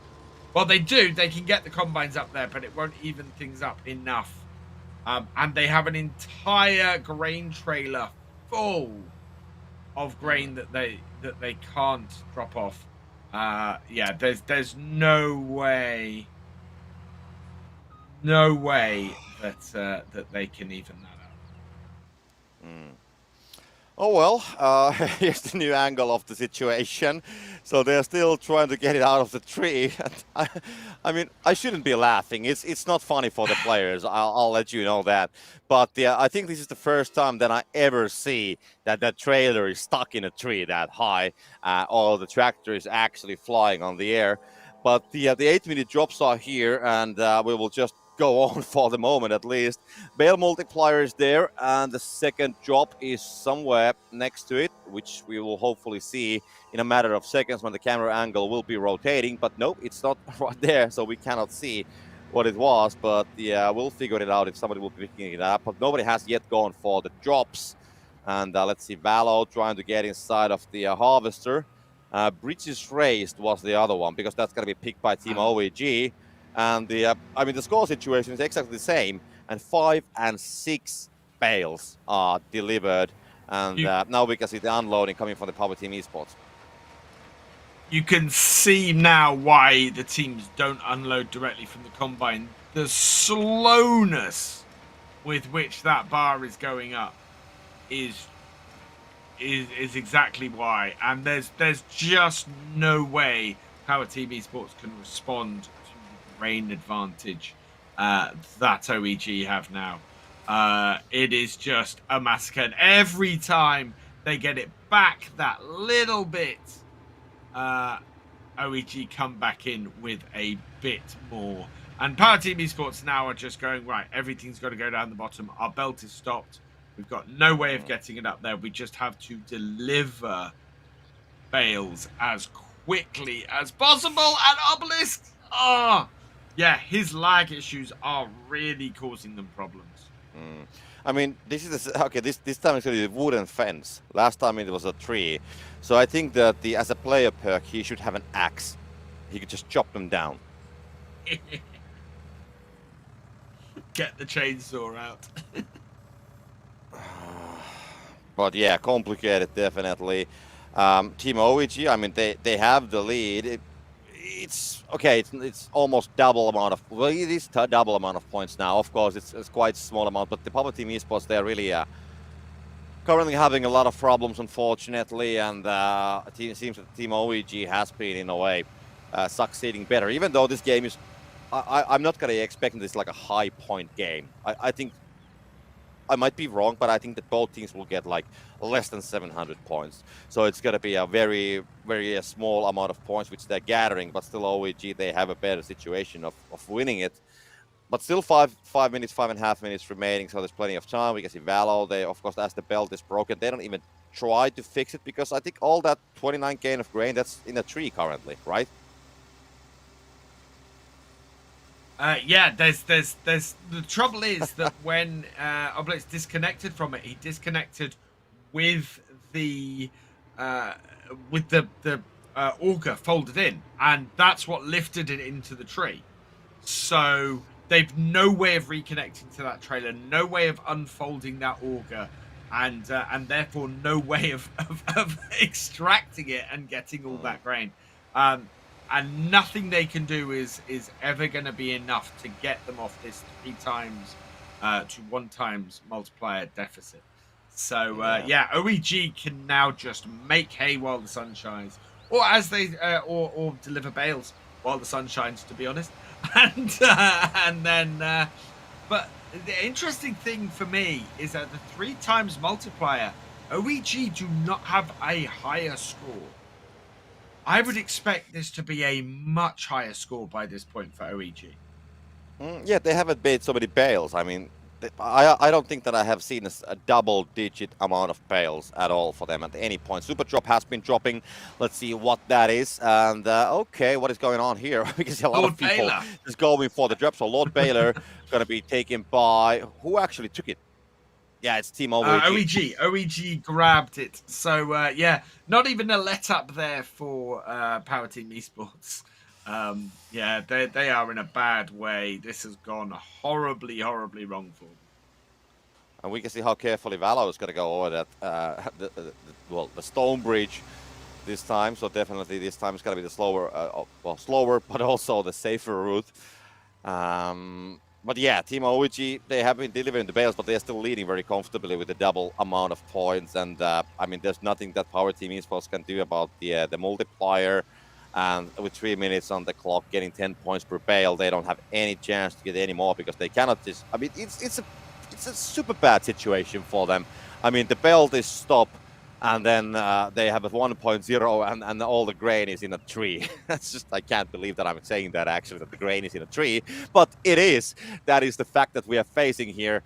And I mean, to me, it seems that, I mean, look how carefully these guys are driving. What we have seen Obelix a couple times doing the mistakes, every time it has been caused that he's turning with a utility. And then he's kind of like turning too late. So he's bouncing to a tree or bouncing to a fence line. So I guess the possible lag, we don't know. Hopefully we'll get some kind of a confirmation at some point what has been going on. It's kind of like, making these drivers to go wider, that the controls are working with a delay. So that's why they've been always crashing into something as they turn just like a 100 milliseconds too late. I will say hello in the chat to the man, the myth, the legend that is Mr. DJ Goham. How you doing, DJ? Good morning to you. You've come in at an interesting point because, yeah, this is a stomping on Power Team Esports. They've been very unlucky. They've lost their grain trailer to a tree, which we don't see happen very often. And yeah, we are heading into the last 1 minute and 42 seconds. And Obelisk still getting plagued by those lag issues. Unfortunately. Doesn't seem to be able to unload. Yeah, he just stopped there. And now we can see Valo. Maybe he's going to push the tractor a little bit from the other side, so that's going to move inside. Oops. Oh, we've got an oops. Okay. Yeah. Yeah, nothing is really working for Power Team Esports. This is a horrible way of kind of like losing it. They will try to go for the combo, actually. So that's why he was stopped, not by the lag. So they will try to go for the combo, and they have 3 out of 10. It's actually a strategy. Yeah, and look at that bale. That's, I think that is fighting all the laws of physics. it's almost like one of those obelisks that the people were obeying like 5,000 years ago.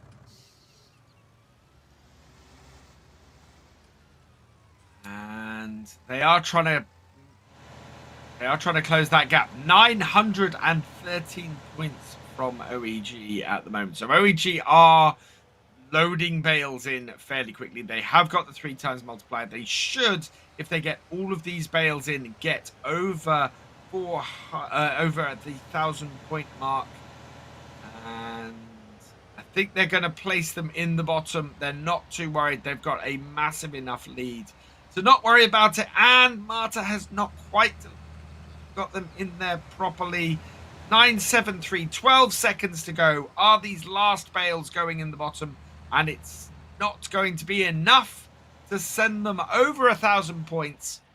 993 points. I was wrong about it. There so it we wasn't go. less than 700. But yeah, Team OEG claiming the victory. And I mean, that's more than 500. More than 600 points of a gap. So Power Team Esports, a very, very complicated game for them, to be honest. I mean, of course, losing that trailer to a tree, which still I can't believe, to be honest. Yes.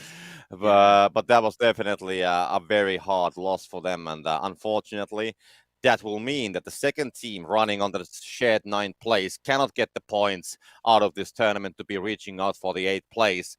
And that means that Power Team Esports, also those guys we will not be seeing on the grand finals. And Team OEG, well, they do have one more match to go through to get to this weekend's tournament finals. They're going to be facing either Vultra or Holst Freshman. that's going to be an uphill battle for them to get into the finals. So we'll see if they get some points on the board by the end of the season. But yeah, they've got a lot of work, Team OEG, to get enough points to get into the grand finals next month. We'll see if they do. For now, we're going to leave you while we go on a little break. We will see you again shortly.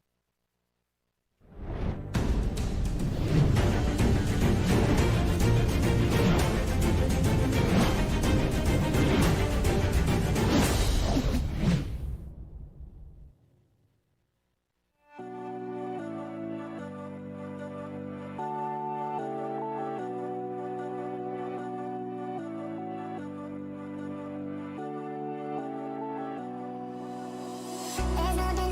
what we want.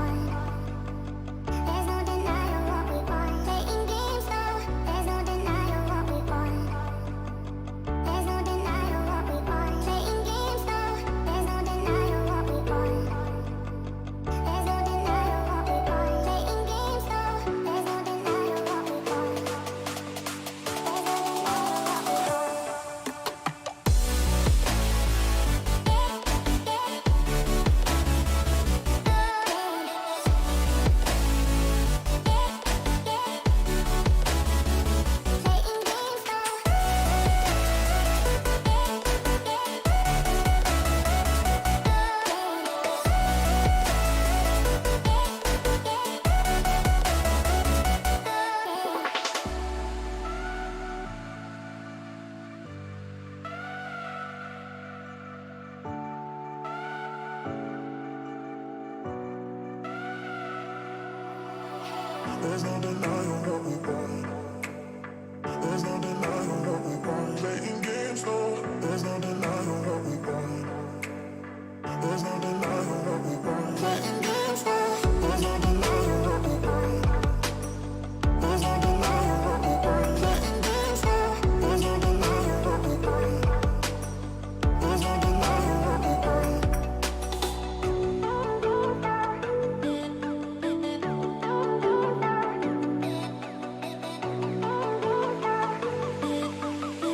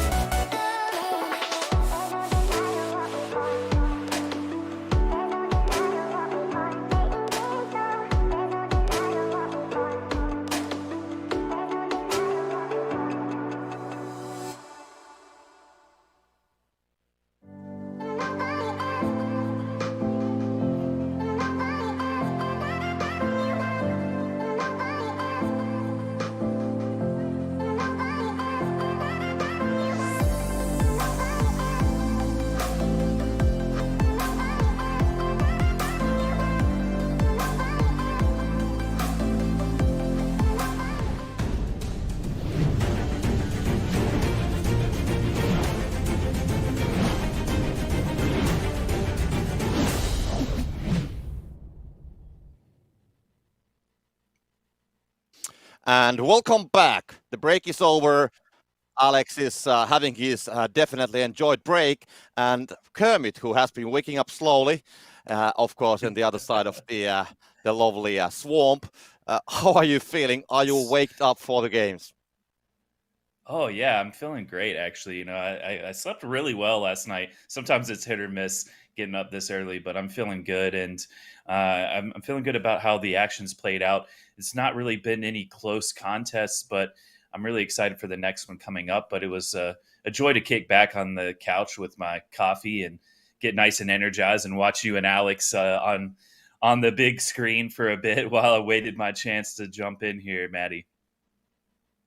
Excellent. Well, we have the next game, but of course we're going to be having the replay soon from the last game. There was a lot of incidents. I really want to see how the trailer ended up to the tree. Hopefully we'll get some Yeah. cover from that because have you ever seen Kermit anything like that happen before? No, I don't know if he was bird watching or what was going on there. It very clearly was a little bit to do with some lag issues that they were having. But yeah, unfortunate to see for the sake of the players, but always funny to see stuff like that from the point of view of us as the commentators and the fans of the Farming Simulator League. Yeah, that one was crazy. We'll see that in the highlight, I'm sure. I still don't know what to think about it, though. Yeah, we're definitely going to see it. And of course, I had a small chat with the admins, by the way, meanwhile, and it was not a server lag. It was unfortunately a connection related problem to the player. Meanwhile, if you are watching us, of course, you can find us from Twitch, you can find us from YouTube, and you can find from Facebook as well. And if you fancy the German commentary, you'll find that from the Giant Software DE channel on Twitch as well. So go and have a look on that. The guys are on the venue, so you find some pretty amazing camera angles there. Yeah, and the clean feed as well. Don't forget you can grab that Giant Software clean feed on Twitch and do it in whatever language you want to do as well. That it's really cool that we offer that as a chance. Having a look now at Power Team Esports, and yeah, definitely a few moments where you could tell that they were struggling with some player side connection issues. Copter.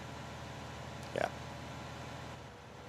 This being the first there one we go. here, going around in a reverse circle, and then we had the technical break happen.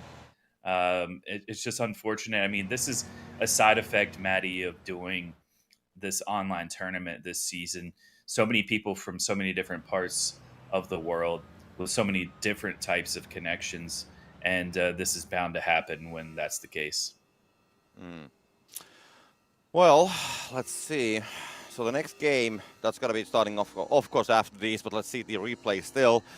But like you said, we haven't really seen any close matches today yet. I mean, all the games have been 2-0, and the opposing side, the winning side has been quite comfortably leading all the way through. So we haven't seen any like comebacks or any like late minute bail stacking things. And this is gonna be the bird incident, not the bird, but the tree incident.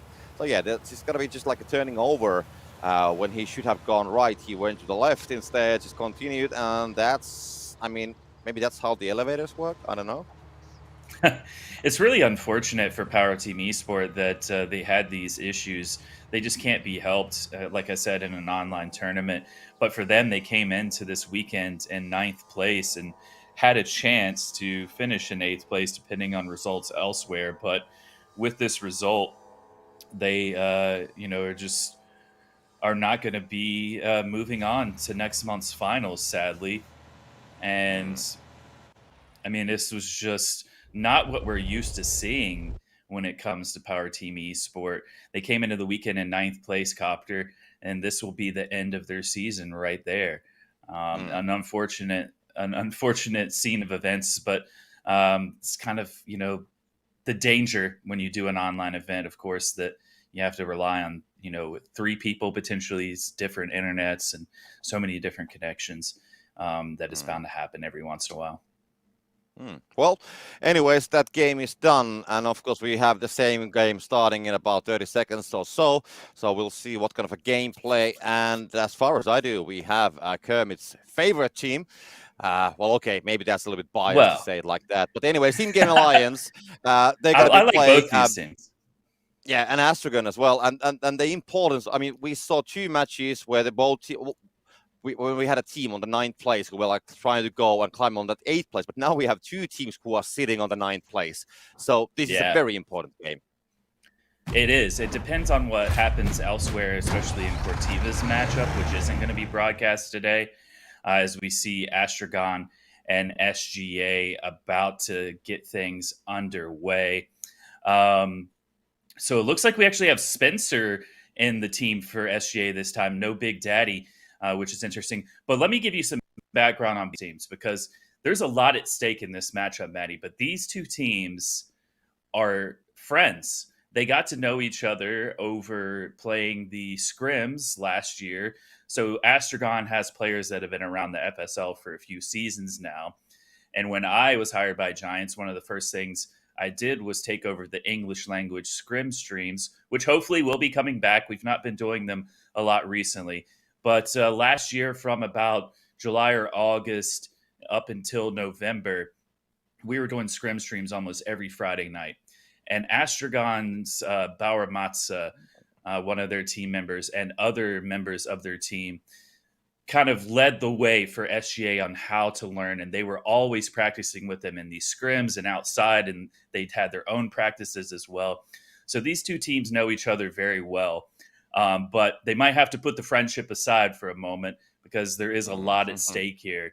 Because if one of these teams moves on, and depending on what happens with Cortiva, and if they can move even further beyond the quarterfinals, one of these teams has a chance to make it into next month's season finals. So a lot at stake here, and I'm interested to see how this one's going to play out. I'm really excited to see these two teams going up against each other right here on the broadcast. Yeah, and I mean, of course, we are talking all the time that, these teams are standing on the 9th place. Now, both of the teams, and of course, Astragon, well, kind of like, on the top spot, but that doesn't matter anything. And Cortiva is the 8th place team sitting on the 90 points. But it's also good to remember that Valtra is just 10 points away. So pending how Valtra's and Cortiva's games are going to go, that's going to be, of course, putting some pace to this battle as well. But we're already all the way down to the player picks. So we saw the captain's pick phase, which is actually very similar, which we had on the last game and on the last matches, which we were like wondering with Alex, like, what's the point of this ban? But they're going to use the same here. But then we do have something else chosen. So the New Holland, we have the massive Ferguson telehandler in play for Astragon as well. So that is the first time we, by the way, see the telehandler today. And interesting choice, definitely, once again. So I think this is going to be a great match. Yeah, 2 big tractors for Astragon and a telehandler. It looked like, though, they only have the option for 1 front loader, do Astragon, as SGA, meanwhile, has gone with a couple of the tractors, especially that New Holland. I know Alex is sitting off the stream right now, enjoying his break, and just absolutely ecstatic to see that New Holland. NBC is trying to race a telehandler on foot with the runner perk, and that is not going to work out well for him. The runner perk is helpful sometimes against other tractors, but the telehandler is so quick that it didn't work out in that case. Yeah, the battle of the pads. And then, of course, the battle of the first bale is going to be starting, and it's going to be a little bit slower than usually, because this took a while to get all the utilities from the pads and kind of like the alternative picks for them if you don't make to your priority place. But at least Team Alliance seems to be already on it. We can see Astragon getting on it as well. And both teams are actually pretty close to the barn. So I don't think we see any record-breaking first bales, but both teams are looking to get like a steady first bale, like, something like 1. Well, I don't know. This is actually looking pretty slow for the Sim Game Alliance now. So Odwalla needs to go. We can see Bauer Matza go, and that's going to be 130 something, unless he's going to crash on the side of a barn. And also the bale is going to be just, pressing out quite slowly from the back. So it's going to be 132, 3, I don't know, 128. So my calculations are way off today. And Odwalla is going to be getting even less. So quite slow start, but not so big of a gap. Yeah, a little bit of a slow start. Here comes Spencer now for SGA. So it's, he's going to miss a little bit. Can he get it in? There it is. Okay, so about 17 points. So they can make that up throughout the rest of the round via just getting some more bales in. It's good to see Bauer Matza back, by the way, because he was not feeling well last month's tournament. So good to have him back in the lineup for Astragon here. And we're seeing comments in chat like my heart is divided by Matza and Masterdad. Like I said, these two teams very close. Astragon is as well are the team that were nice enough, or maybe crazy enough is the right term, to allow me to be their guest at FarmCon on the stage for the FSL show match. And hey, I'm pretty proud of the showing that we had against Trelleborg that day. We got close, and I took a nice little ride on the drawbridge, which was, entertaining for the fans. I always have to please the fans at home, Matt. Yeah, definitely. I mean, next That's my time, I excuse. think next time you have to show me also how the trailer is going to be put on the tree. So that is the next trick that I'm going to be waiting from you as an entertainment. And as we are just waiting for the first drops to come in, I just have to get this out of my system. I know already plenty of pancake jokes. I'm not going to do a pancake joke, but I haven't, one thing that has been going on my mind. So what if instead of bales, people would be delivering like large, like huge pancakes, in a front loader tractor, and then instead of a barn, there would be a huge head of Alex, and the belt would go straight onto his mouth. I'm afraid how terrifying that could potentially be for the viewers at home.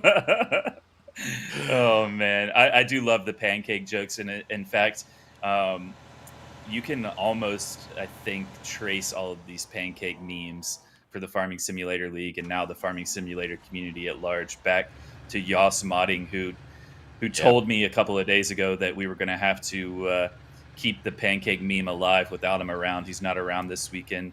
He's busy elsewhere. So shout out to Yas for those. We're going to keep them going strong. As Oddwalla, I might end up calling Oddwalla Spencer from time to time, by the way. Don't I guess I've come to know him on a first name basis over the last year or so. Used to do a stream series actually very briefly before I was hired by Giants, a role play series on Farm Sim with Oddwalla and Yosho from Team SGA. So these two guys, I'm happy to see them involved in the Farming Simulator League.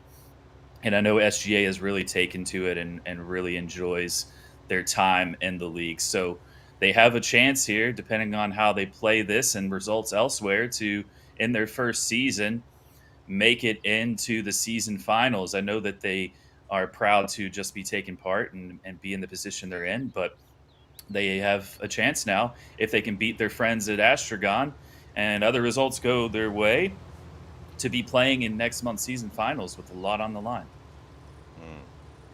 Well, meanwhile, I mean, the teams have they have continued the grind, and there was a 12-minute drop, and yeah, we can see Astragon picking that up. Bridges raised, nothing that special. I mean, of course, it's going to slow down a little bit, but not having that big of an advantage to be at this stage, unless, of course, somebody will be delivering the bales. We can see Astragon, they have delivered 10. Well, they haven't delivered, but probably have moved some of the bales on the side of the belt.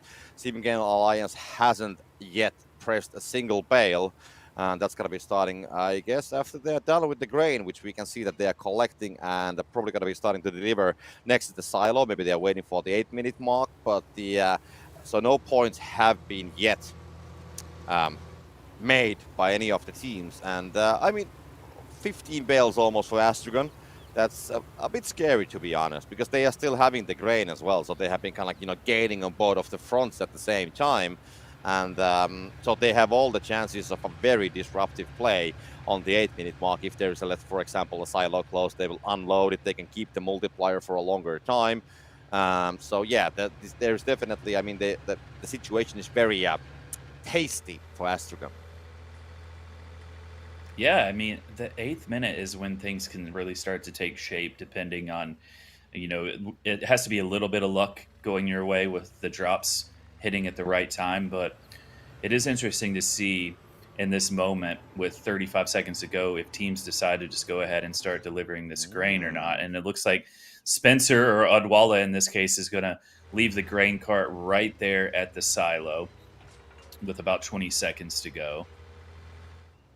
It's Yeah, they really, have the I'm advantage already. Copter, I'm enjoying seeing Big Hall being picked a couple of times already today. There has been a few changes ahead of the final regular season tournament here. There was a patch in between last month's tournament and this one. Bottleneck's cost has gone up to 3 points. The Big Hall trailer now spawns next to the road, facing towards the silo, instead of up under the canopy, the carport, if you will, near the silo. So it's in a more advantageous position, I would say. Earlier this season, the cost of Big Hall was lowered as well, so maybe like it's a little bit more enticing now to go for. We are definitely seeing it picked more today. And then the other change is that if you reserve a combine, it now spawns next to the big field, next to where your baler that you reserve spawns, instead of right there nearby the small field at the bottom of the hill where the pods are. So some interesting changes in this latest patch for sure. But now, I mean, there was no silo closed or anything like that coming on the drops. And I mean, Astragon, they unloaded half of the grain, so they still have 30k remaining. But Sim Game Alliance, they have been, collecting more. So I think Astragon is now thinking that, okay, we have this covered, we have 30k, but I don't think that they're covering the Sim Game Alliance, the 60k, which they have. And I mean, depending what's going to happen with the bales, so Astragon, as soon as they can deliver, the better, because there will be definitely a moment, well, it's already happening, as we can see in Game Alliance, they are unloading it, so they will definitely win the multiplier game or the grain game. They will still keep it at 1.9, so maybe they're still thinking that, yeah, maybe there's still more for Astragon, but that's not the case. And at the same time, SGA, they are also now pressing the bales, as we can see Oddvala here, just doing the work on the fields. And Astragon, they are now delivering the bales as well, which is a great thing, because they need this exactly before SGA will start unloading and kind of like changing the multiplier, to the different direction. So this is definitely good for Astragon, but there's still a way for the SGA to come back from the situation. Yeah, there's still a way. I think more so than the multiplier right now, SGA needs to be careful with the bale count, because they're falling behind significantly in the amount of bales already behind in the score. I'm just wondering like how these two teams keep secrets from each other. It's like I mentioned, it's the apprentice against the master almost here, where Astragon has kind of helped the SGA along the way find their footing in the Farming Simulator League. So these teams have spent a lot of time practicing together. So how does SGA surprise Astragon now? They do have the multiplier back in their favor. With 5 minutes to go, Astragon does not have any grain left. So this could be helpful for Sim Game Alliance if this is where the multipliers are going to stay, because they are behind in the score. They're behind in the bale count. They still need to press some more bales to SGA. Because now for the final 5 minutes or so.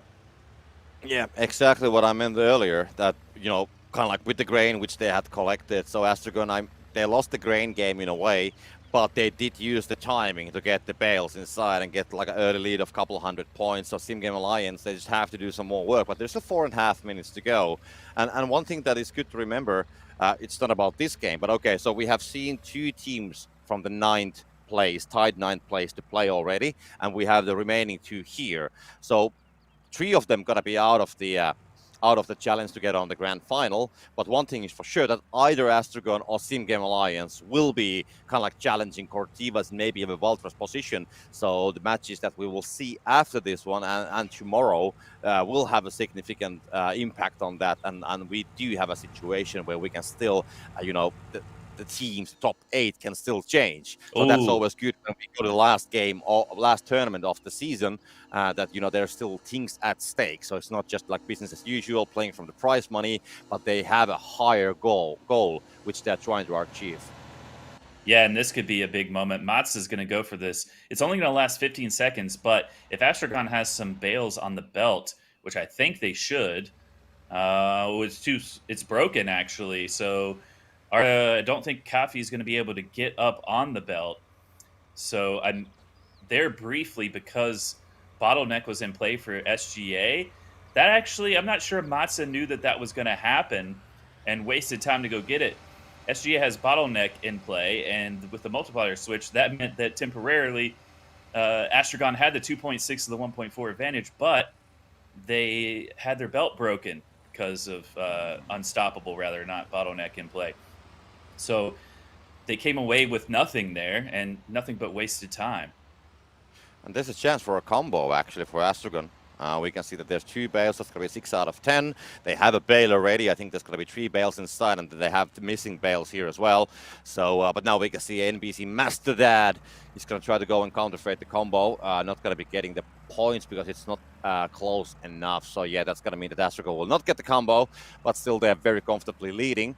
2.5 minutes, and I think the Sim Game Alliance, they have the the belt is decent speed, 2.6 multiplier, but they just need to do a lot of work, and just having 6 bales more, I think even if they get all the bales inside, they're not going to be, of course, reaching that gap. So they have a chance, but 2 minutes things can still change, but the Astragon, they definitely have the upper hand for the moment. Yeah, I think you're right. Even with the time left, the bale count, the multiplier advantage for SGA, I think they've put themselves too far behind. Unless something happens and Astragon makes a mistake and doesn't get all of these bales in, SGA has to get every single one into the top as well. Like NBC can't afford that one on the top here to fall off, and it's a little bit wobbly at the moment. There it goes now, and that is not in a good position. It's going to be in the way of stacking other ones on potentially. Just a little bit unruly here with the grabbing of the bales by NBC. He knows that they're up against it. They're running out of time, so he's trying to go as fast as possible. Out there somewhere, they do have another stacker on the front of the tractor that Odwalla is controlling, but they need to be out pressing more bales, as well as one falls off now for SGA. That is not what they want, as they trail by 201 points with a minute to go. Yeah, it's complicated, and I think that 200 points in a minute, it just Roshi look at that, having a problem as well. So I will give style points. I would. That's gonna be 9 out of 10 style points for me. That's a great performance.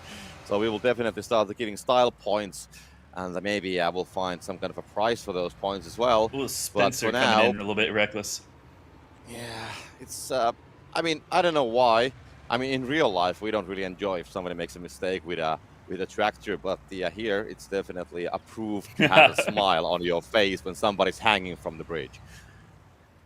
Yeah, it's funny to go out to events and do the bale stacking challenge as well. I was at the Houston Livestock Show and Rodeo earlier this year, and a dad of some kids, was watching his kids play. He had like 3 or 4 kids join the stage, and one of his sons just crashed straight into the trailer with the tractor, and he was like, "Yeah, son, do that in the game, not in real life, because in real life that would have cost you, X amount of dollars or whatever." He was like, "So get it all out of your system now while you're young and on a video game, because we can't have that when we get to real life on the farm."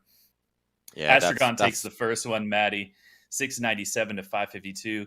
It was like 145 points, but Astragon seemed pretty comfortable throughout that whole thing. 39 bales to 23. Sim Game Alliance just did not press enough bales. Yeah, I think the key moment of the game was, both sides were very heavily focused on the grain game. Of course, Astragon with the big haul, and then SGA also did their thing with the trailers. But Astragon, they got the multiplier. They managed to get some points in, kind of got the early lead, and then SGA was really focused on getting the multiplier for them. So they lost some time pressing the bales and just getting the multiplier. And when they actually achieved the multiplier, which they did, but Astragon was just too far away already at that point, and the bale count, they missed some pressed bales as well, so they just didn't have enough time or the bales to come back from that situation, unfortunately. But a great battle, definitely. It wasn't that much far away. I think maybe it was the closest game so far today, even though it's sometimes hard to believe, but still. Yeah, 16 bales difference is always going to be a hard gap to make up, no matter if the multiplier is in your favor or not. So for SGA, they need to find a way to try to have the multiplier advantage potentially, but also press more bales. They need to be out there earlier. They were behind by, a big number early on as they were doing other things out on the field. And it's all about maximizing the time that you have.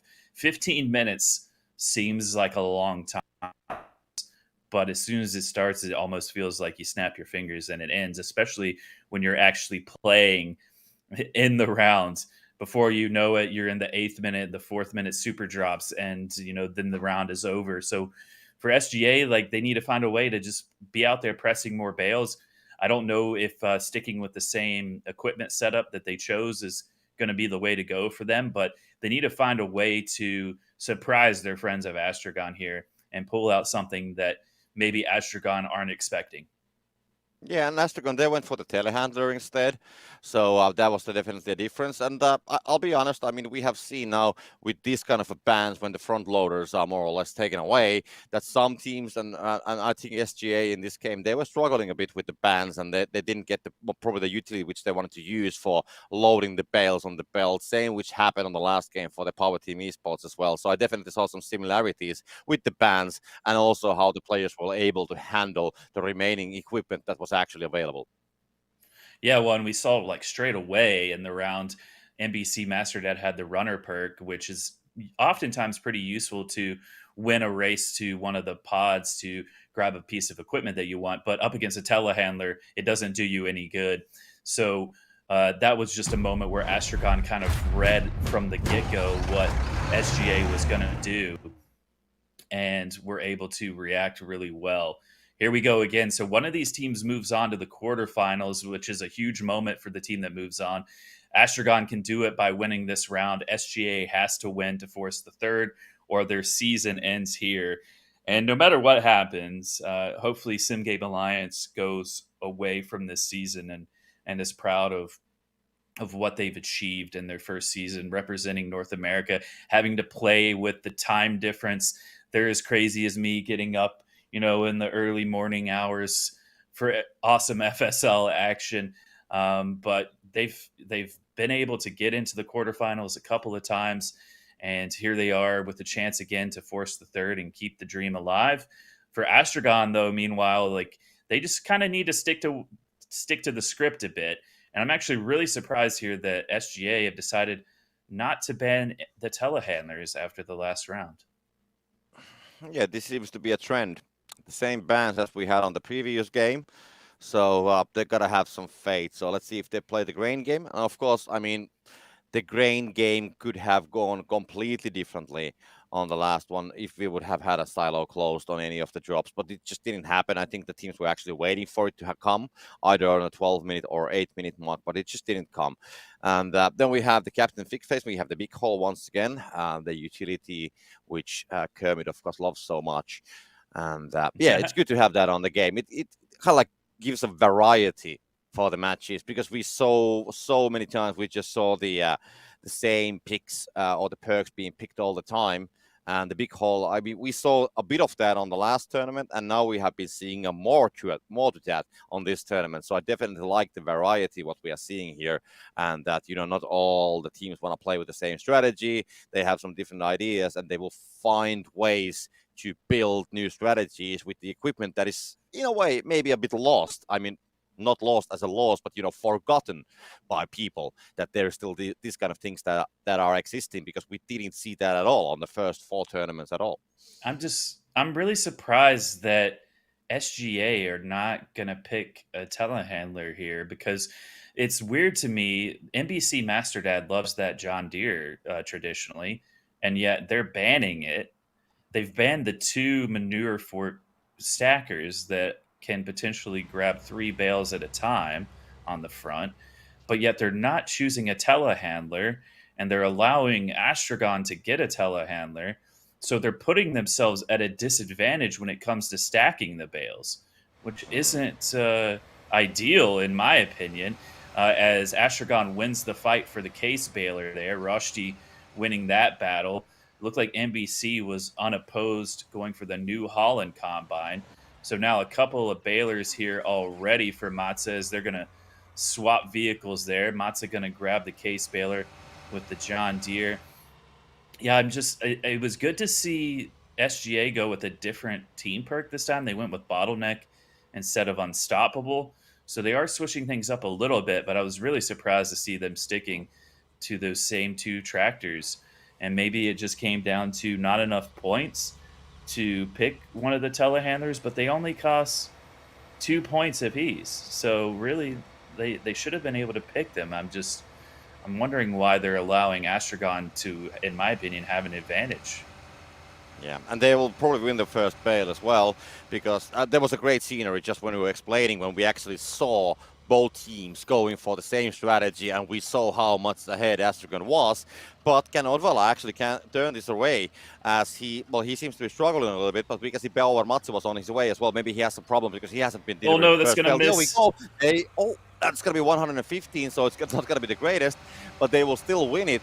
I think both teams actually struggle a bit to get the first bale in, as we can see Odvala still just trying to shove that in.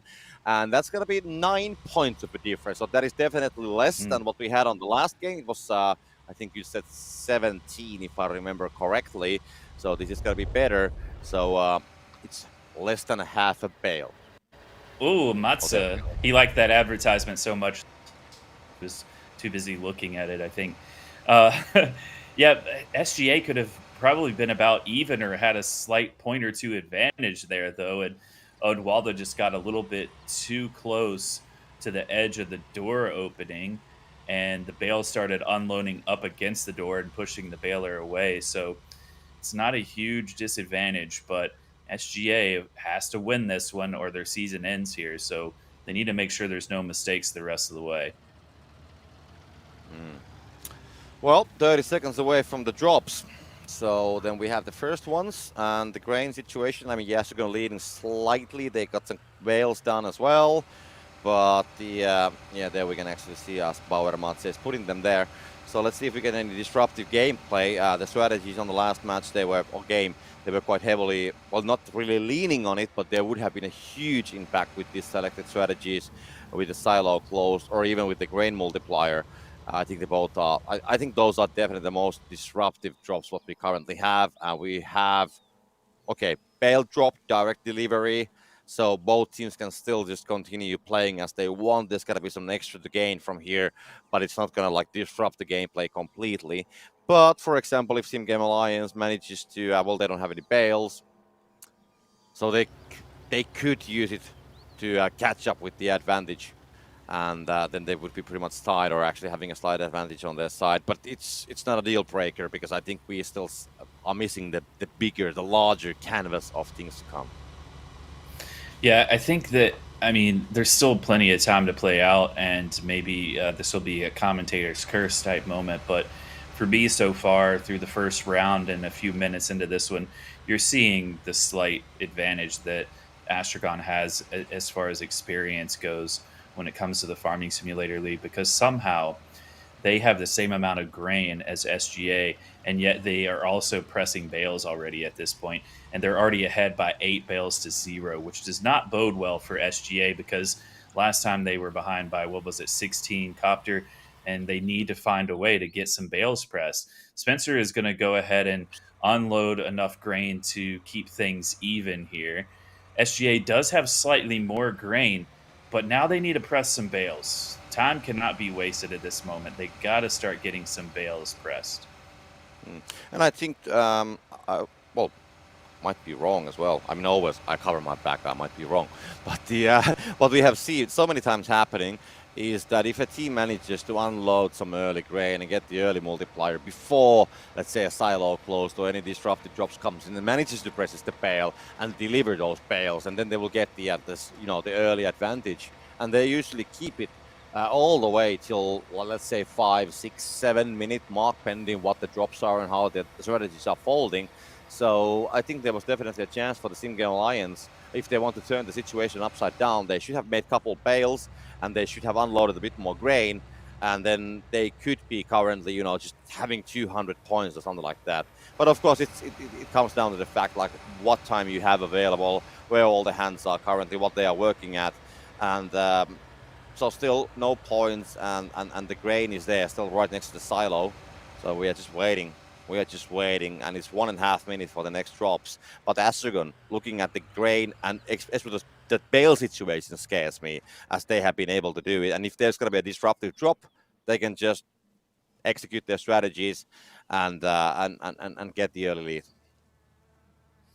Yeah, I think that Astragon are just doing a good job of disrupting SGA enough by delivering a little bit of grain here and there, just making SGA also worry about potentially what is to come, and it's disrupting their ability to press bales. Granted, they are only behind by 5 now, but we just saw NBC coming in here, and now Yosho. So it could potentially even up a bit. NBC is presumably going to be pressing some bales now. Looks like Yosho is going to be the one charged with delivering the grain, and he is likely going to sit and wait for just a moment. I'm not sure why he's leaving now, though, because you want that tractor there for the 8th minute. Maybe they need that tractor elsewhere for the power that it has to run a baler. But if this 8th minute drop pops up now, he's got to make sure and get back if it's something like grain multiplier, as we see Elite Cafe now coming in with the telehandler. And that's what I'm worried at the later parts of this round, even if SGA do get the bale count a little bit more even, as there it is now, the grain multiplier in the 8th minute. Each team has a minute to grab it, and it's actually in the favor of SGA here. They have a 1.7 against a 1.5, so they really could do with getting this.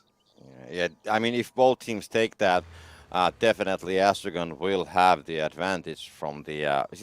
Which one had the higher one? Was it for Astragon or for It was the SGA? SGA has the higher one Yeah. because they had a lower score when they spawned, and the multiplier and now they was actually, even.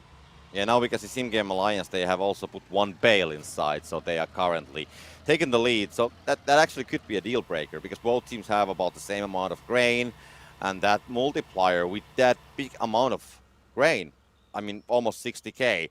So it's actually a couple of thousands already from there, and that means that SGA will have the multiplier as their advantage, and they will unload some. They will get a 3.0. The belt is still usable, but the belt is broken from Astragon with a 1.0.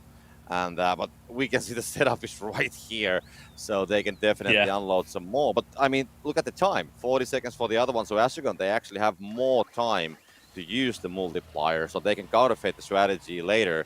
And Sim Game Alliance, they might be thinking that when they have used their grain with that multiplier, there's no way that Astragon will be coming back, and how they're playing the time. We can see that, I mean, the Sim Game Alliance, they cannot really achieve much by unloading now. So Astragon is using the time. As they pick it later, they can actually counterfeit the strategy. So that time when they pick the drop, it's actually making a huge difference here.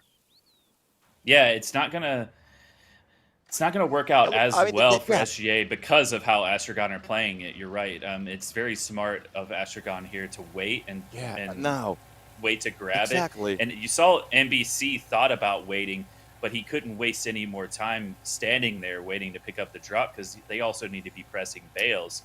So now we see it's going to be interesting though. Like, how is this going to end up? 12,000 liters of grain still for SGA to deliver, and with 12,000 liters, I'm not sure where we're going to end up. Like, I think it's going to be like a really good play by Astragon. 2.3, 1. I'm not sure, but anyways, a great play. I completely agree. Look at I all couldn't these agree bales. more because I mean it just seemed that SGA, they have the advantage, they have the higher multiplier, but the timing, how the Astragon played that, they just Sim Game Alliance, they were not able to use that advantage because they unloaded, and then unloading more wouldn't have not made any change there. So definitely well played by Astragon. Sim Game Alliance at the same time, they have been delivering some bales, so they are leading with 120 points. So that is definitely a thing but look at the multiplier. They're out of 4 to 1.6 in the favor of Astragon. So a great bit of play by Astragon, really, to wait longer in the window to pick that up. And NBC couldn't waste time standing there. Maybe should have just kept pressing some bales and went for it later in the window. Good bit of countering the disadvantage there by Astragon. Is this lead enough for SGA as one falls off for Coffee? That's what SGA needs to happen a lot more in the final 4.5 minutes to be able to force that third of the best of three. We're 19 seconds away from the super drop. Could it make a difference for one of these two teams? We'll see. Can. But now look at the bail count too now, Yep. Maddie. And yet again, SGA are falling behind in the amount of bails that are out there. And NBC not getting those two put on and finally does. And Lord Baylor for 2 bails. It's 4 bails for SGA. Yosho needs to get this. And I mean, if we do some bad caster math, as always we like to do, so the bail difference is huge. And with 10 bails delivered, I mean, there's 8 points more per bail for Astragon. So 10 bails is going to be 80 points. If they deliver 20 bails, that's going to be 160 points. So in a way, that multiplier is enough with all those bails delivered to catch up. If Sim Game Alliance delivers the same amount of bails, but they don't have. So actually, this is a huge advantage currently for Astragon, and they are just putting it inside. And we can see that's gonna be 3 bails there. That's gonna be catching up. Some they're actually gonna take the lead after these bails. That should be the case. And Sim Game Alliance, they have to make more bails, but 3 minutes remaining. And I mean, look, it's so empty. There's no bails. Even if Alex would be the barn and these would be the pancakes, I mean, that's not even enough to make him full. He's going to be still hungry. Indeed. When what I also worry about here is because of the equipment selections, Yosho doesn't have a front loader on his tractor, which isn't always like a bad thing, but so he can only bring a couple in on the back of the baler, and then Spencer Odwalla can only bring 2 in at a time on the front fork as NBC goes for a little bit of airtime there off the safer route, and he's going out into the field to pick some more bales up. And with 2 minutes 20 to go, this just is looking like now Astragon are starting to take control. I thought there for just a moment with about 5 minutes to go, Maddie, that maybe we were going to see our first third round of the day, but it's starting to look like that's not going to be the case, as the lead is going to be over 100 points now for Astragon with 2 minutes left. Yeah, I mean, they still have a huge amount of bales remaining, and they have 10 bales more. So they're going to be catching up definitely. Still like they're going to make with the same amount of bales, they're going to make still like 150 or something points more of a gap. And then if they can deliver the bales, they still have more of it. So this could be like actually like I would say like a 200-point win easily for Astragon, especially if Master Dad is not so masterous, but he will get past and he will find a way. He needs to leave that one bale on the Kermit's lovely safer route, and we can see Odwalla just there. I mean, you can see the they panic were afraid of there. the combo. They are there. just putting everything inside. Yeah, the combos is a thing as well, and yeah, I mean, Astragon, they are playing this very well. And Sim Game Alliance, we can see how much they're trying, but just not finding enough points from these bales. Yeah, I think that unfortunately for the SGA fans out there, this is going to be their season coming to an end here. Their friends Astragon are going to be the last team that they face, but I'm sure that if you ask the guys from SGA, there's no team they'd rather be eliminated. Astragon is now rushed. He has gone for a little swim. He needed cooling off a little bit, I think. I don't think that's going to really hurt Astragon. With 30 seconds to go, they have a nice little lead here, and they're going to cruise their way into the quarterfinal. And now, Copter, they're going to be hoping that some results elsewhere go in their favor. Cortiva was playing Farming Friends. Valtra played Holst Fresseren. So if things go their way there, then maybe, just maybe, Astragon will be able to get 8th place and make it into the finals. It looks like Valtra have actually already moved on and will play Team OEG. Cortiva still has not played yet in round 2.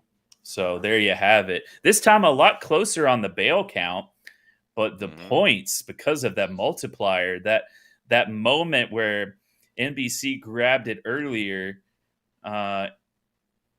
ended up ended up costing them. And Cortiva actually lost against Farming Friends. We were just told by our producers. Shout out to the producers of the stream. So that's even bigger now, Copter, for Astragon.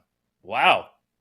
Yeah, Astragon will definitely go for the second day. And well, that means that Cortiva, who is kind of like holding the 8th place, they gotta be shaking a little bit. So not good for them. Right. And yeah, this is how things will change. But tomorrow is going to be a next day for these games. I mean, still we have Astragon playing tomorrow. We'll see what's going to be the final result and who's going to be dropping and what's going to happen. But yeah, definitely Cortiva losing the game is not going to help out. But yeah, No. I mean, all these 3 first matches, 2-0.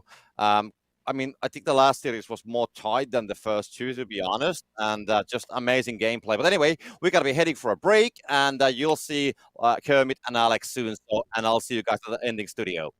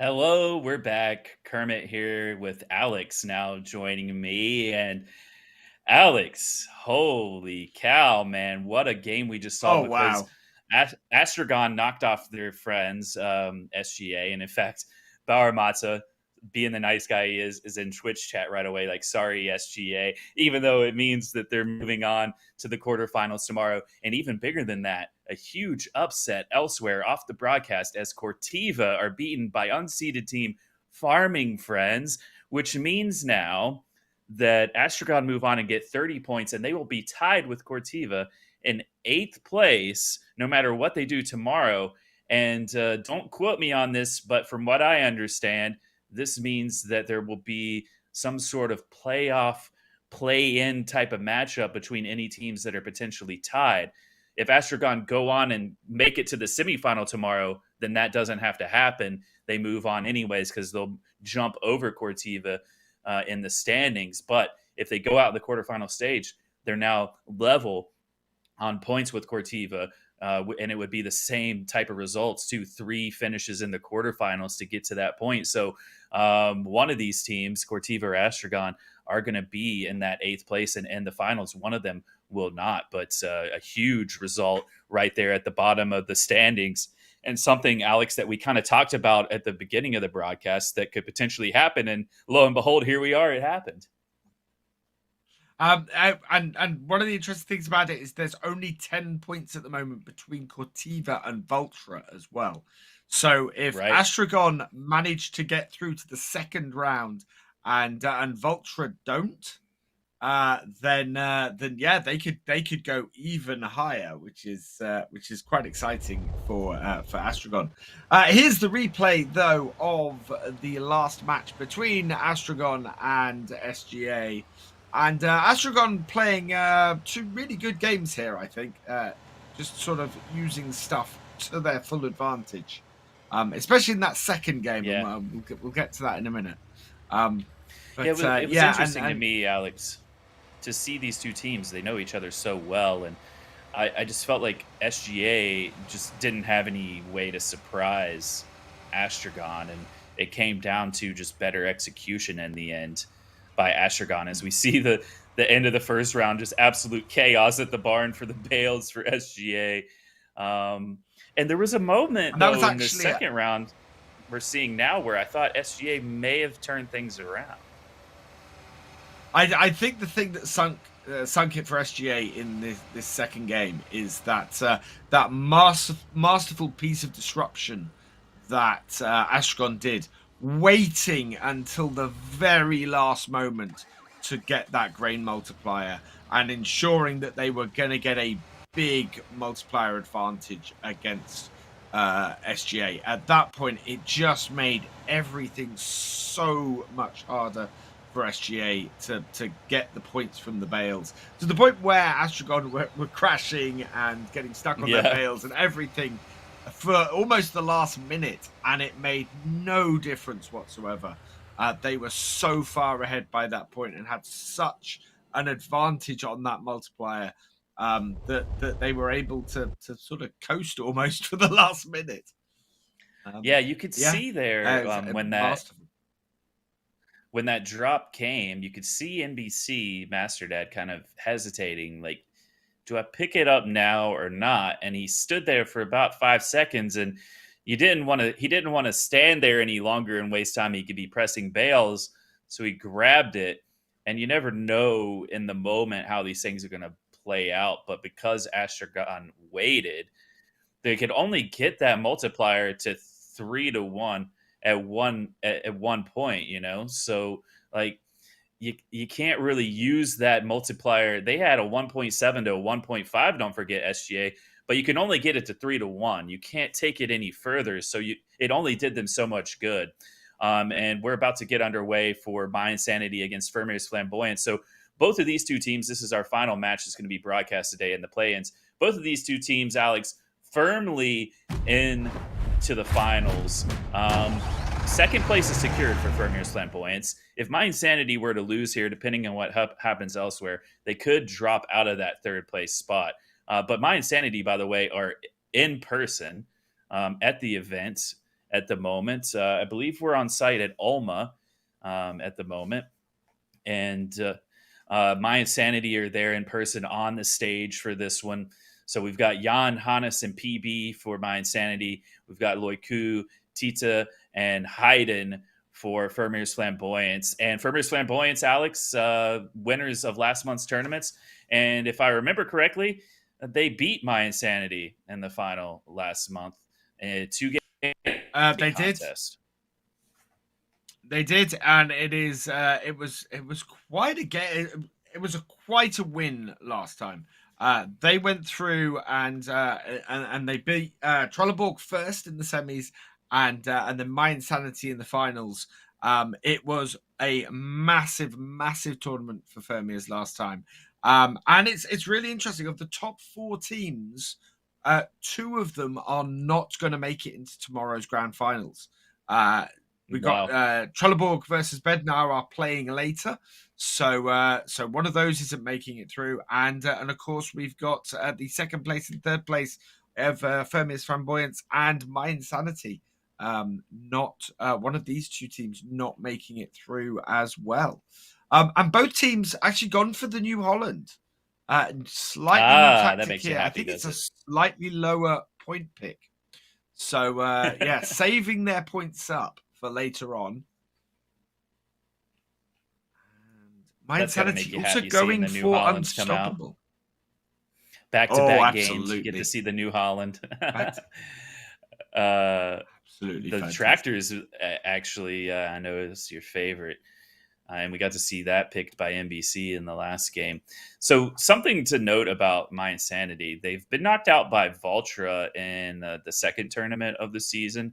Other than that tournament, they have only lost to the top 2 teams above them, Vermeer's Flamboyance and Trelleborg. So My Insanity are one of the top teams in this league, but they need to find a way to get over that hump, if you will, and find a way to beat the top 2 teams above them, especially when you're talking about next month, Alex, and the grand finals of season 4.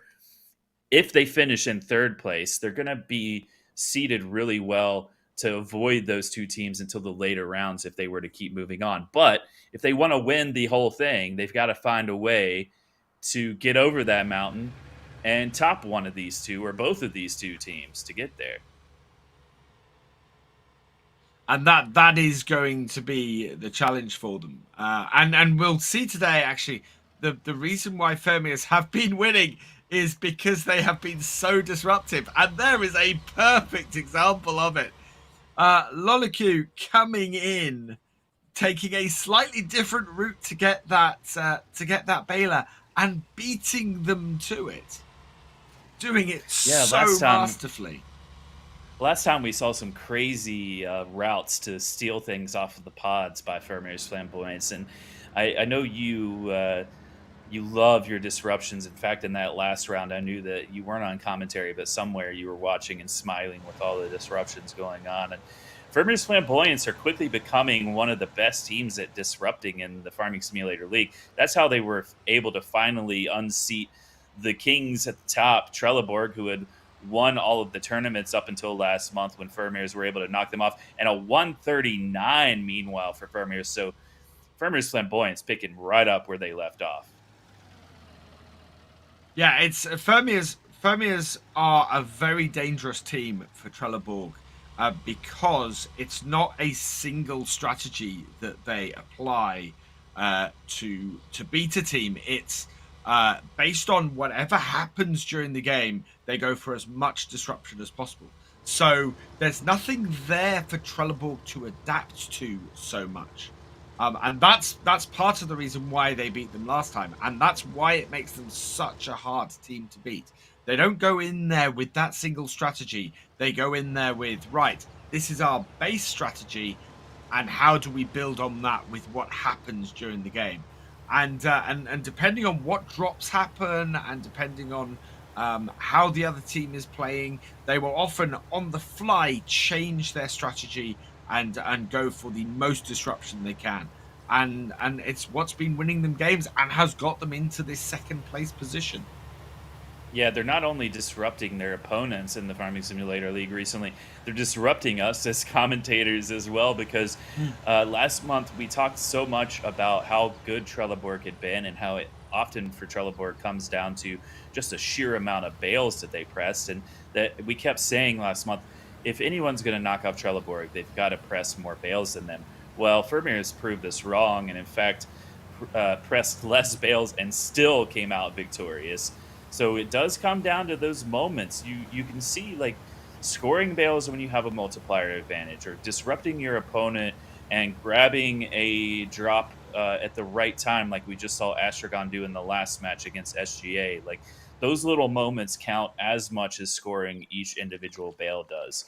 As we see our 12th minute drop, Silo closed and Herbicide are in play now, and I'm not sure that either team is going to spend the time to go get these unless they're nearby. I think if anybody's going to grab it, it'll be Fermier's, and they'll do it after they get their multiplier. Well, here comes PB now. They can't take their multiplier higher than 2.4, and a harvester streak for Fermier's, as they also grab the silo close. So he ran over, he grabbed the closest vehicle he could, which was a harvester, and grabbed silo close with it. That is absolutely brilliant. Oh, and no. And that again is that is how Fermiers tend to go through, and they tend to disrupt. They will go and adjust to whatever the situation is, use whatever is around them to make sure that they get the best possible advantage out of a given situation. And just absolutely brilliant to see gameplay like that. Just fantastic. 139 to 126, still just the first bales. And yeah, both teams disrupting my casting, and both of them went for silo close. I was really surprised to see them spend the time to go over and get those drops, because I mean, maybe they are ready to deliver grain at this point, so you got to disrupt your opponent. But yeah, each team has, like, look at the grain difference right now, 59,000 nearly for Vermeer's, 50,000 now for My Insanity, as there's a shot now of 2 of the 3 players for My Insanity on location at Ulma today, where our event team has been for a couple of days. And hopefully, next month, Alex, we're going to still be casting virtually on the English broadcast, but we'll get to see the teams in the season final in Germany, at the studio in Erlangen, which is going to be awesome to see, because I've really, as much as it's been awesome to have these events still go on online, it's going to be nice to see all of the players on stage again, and having a good time, and seeing all the reactions of crazy things happening and a lot on the line next month. It is, seeing all the players in one place, knowing that we won't have the lag issues with because everybody is in the same place and on the same connection and everything, is great, and it's going to make for some very interesting matches, I think, with the top 8 teams, because the top 8 teams are actually closer than the circuit point standing would suggest. All these teams are actually capable of beating each other, given the right situation, and so looking very much forward to seeing that next month. Yeah, a little disruption can go a long way, Alex. I'm sure you would agree with that. You never really know. All you want to do is make the finals, right? Now, if you're in 8th place going in to next month's season finals, then that means straight away you've got to find a way to knock off Trelleborg, which isn't going to be an easy ask. But it's going to be interesting, because last year we had the top 16 teams make it, and we've had that halved this year. So with only 8 going in, it almost is like the standard of the competition is going to be a little bit higher from the start. So you never really know what can happen. And it's also interesting in that of the 4 teams that are sitting equal 9th, 3 of them now won't make it through to this weekend's finals, and therefore can't go forward to the grand finals. So there's most of the teams on here are set as to who's going through. The one who's in real danger, and because of their surprise loss this weekend is Cortiva. Cortiva are really under threat from Astragon, especially if Astragon can get into the semi-finals tomorrow. That would be a massive upset with Astragon falling out of that top 10. Oh, and Fermiers have a little bit of an auger problem here. They are all around one place, and until that horse moves, they're not going to be able to move any of those combines. Not that I think that will be a big problem. They are doing a massive dump of grain right now, trying to pull back that multiplier, and yeah, there we go. It is at 2.1, so advantage going to... No, in fact, 2.2. Advantage going to Fermiers. Nice bit of disruption there. But My Insanity does have double the bales. Look at that spinning. That bale was all over the place and fell off in the end. It is going to be a lead now for My Insanity at the moment. Yeah, bales in their favor, multiplier in the favor of Fermiers, as you mentioned, Alex, with 6 minutes, 20 seconds to go. These two teams are pretty evenly matched. We saw it go to the third round of the best of 3 last month in the final, and we just saw like some absolute craziness happen. That second one that My Insanity took was 703 to 702. Was it Fermiers and what game was it last month, Alex, where it went to like the 4th tiebreaker? That one was crazy. I'm trying to remember who that was now. Try to look over last month's standings, because yeah, that was an insane match, and it went down to rain, I think it was. Yeah, I'm not seeing it now, but anyways, like it's crazy the things that we've been seeing happening in season 4.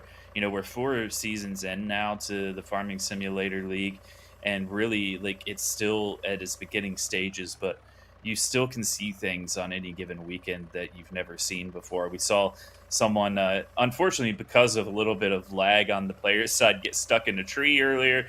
Not great for the player, but pretty entertaining for the people to watch things like that happen. And I was at TwitchCon Amsterdam with you, Alex, and then more recently I was at TwitchCon San Diego, and I had a few people there who knew about the esport and were just blown away by it.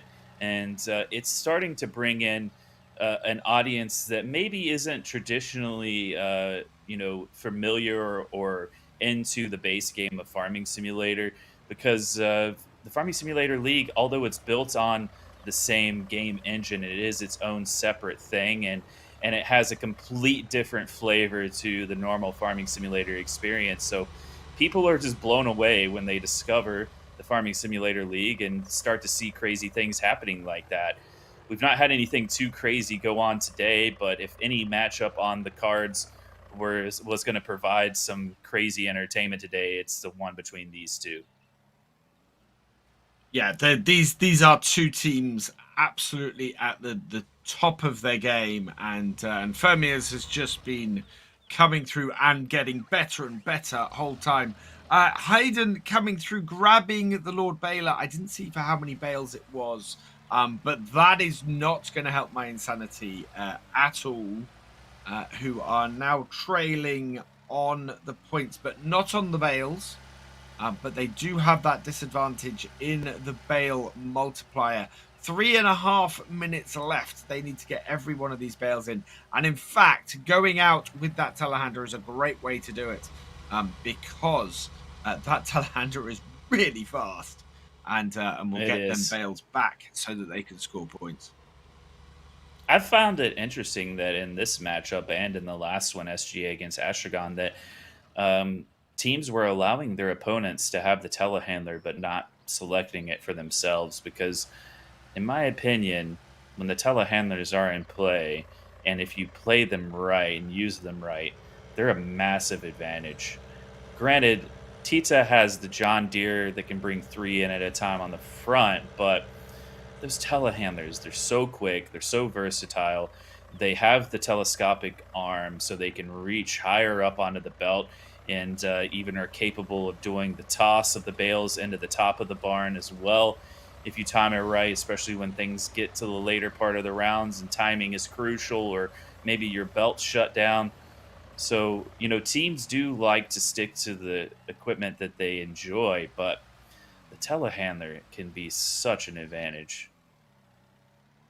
It also seems to be a bit of a no-brainer to well, actually no, because it's my Insanity who have Unstoppable, so it doesn't make that much difference. But if I was running Unstoppable, I would probably ban the telehandlers, because that then disrupts the other team, makes it harder for them to get a bigger multiplier when they do it. So yeah, I'm actually more surprised that my Insanity decided to take a telehandler instead of banning them, because it would seem to be more of an advantage to leave. If you're against those open Vermeers, for their though, opponents. a team like Vermeers, we've seen them in the past. Their belt shutdown doesn't matter, right? Like these teams are now finding a way to drive their tractors straight up onto the belt, and it doesn't really matter. And in fact, here I'm just talking about how great the telehandler it can be as far as an advantage. And right now it's Vermeers with a minute 15 who are in the lead and look comfortable with the bale count as well of taking this first of the best of three, ahead by 99 points at the moment, or 91 points rather. I think they're looking good. I think the telehandler is only really an advantage if you have the belt stopping, or you need to reach up and get a lot of bales on there quickly, or you're someone like Trelleborg who can do the toss for those 3 bales in the top and make it. Beyond that, it can be a little bit more unwieldy to handle, and therefore you have to spend more time practicing with it to get it right. And my Insanity are in the drink. That's gonna be not easily gonna get out. First round definitely to Vermeers now. See. That's not and great. Here goes Tita up the belt to push the last few through. Carefully lining himself up. Oh, he didn't get it. And he's but failed. They win anyways. He's managed to get it too high. Doesn't make a difference. My Insanity... Vermeers go through on the first game. And now my Insanity need to win the second in order to make sure they make it to tomorrow's finals. Same amount of bales delivered. Almost 9,000 liters extra of grain for Vermeers. So and one extra one at the top for my Insanity.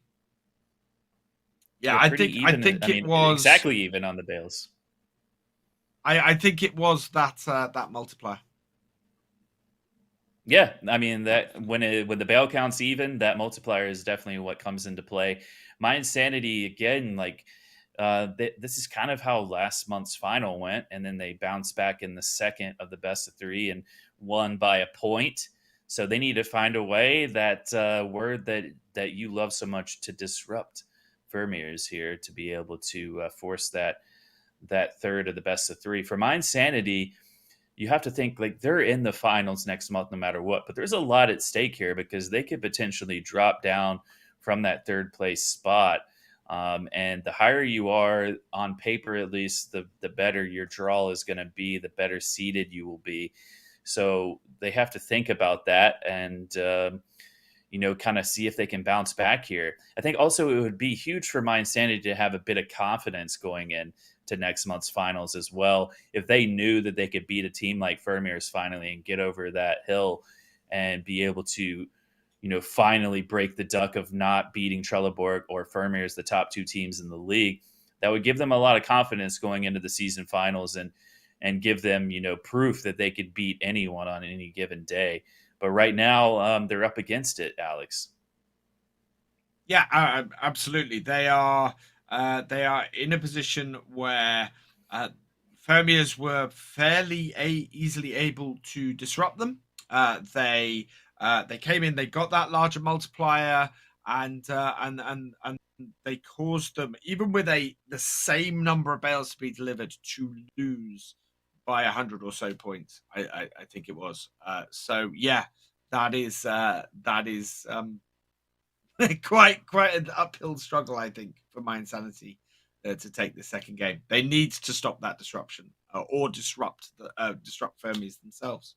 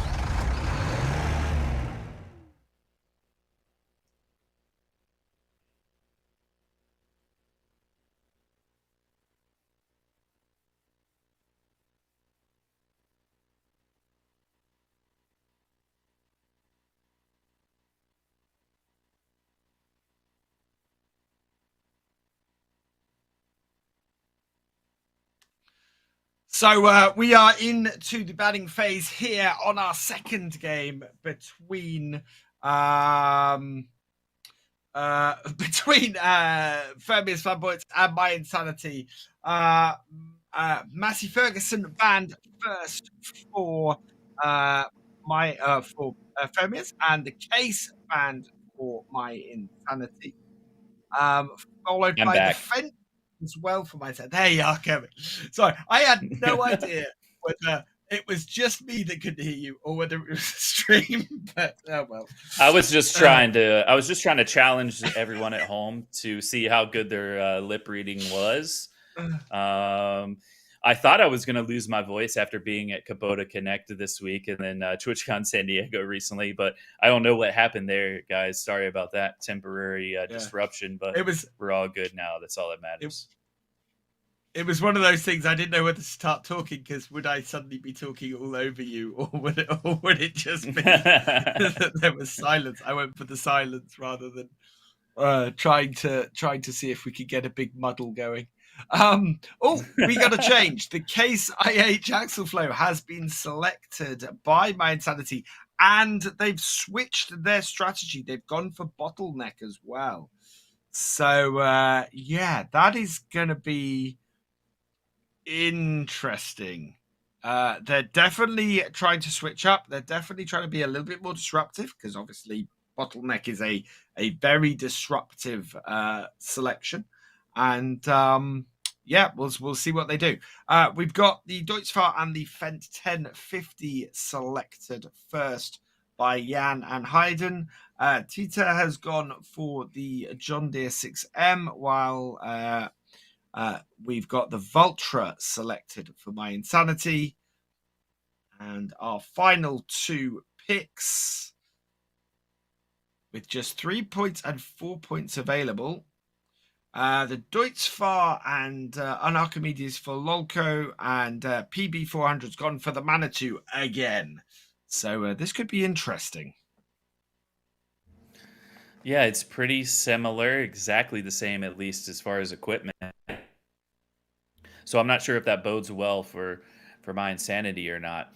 But maybe this time some drops will go more in their favor.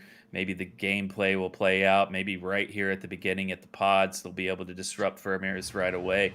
We'll see how it goes. If Vermeers wins, then My Insanity are out. Vermeers moves on to tomorrow's quarterfinals.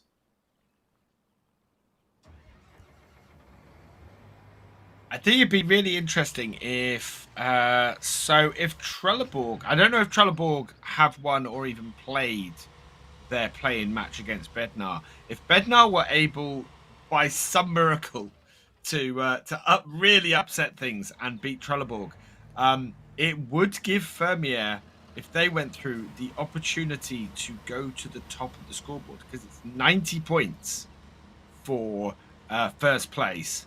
And that would put them on 420 if Trelleborg scored nothing this weekend, which would be quite amazing, to be honest. I don't think I think that is unlikely to be the way it goes.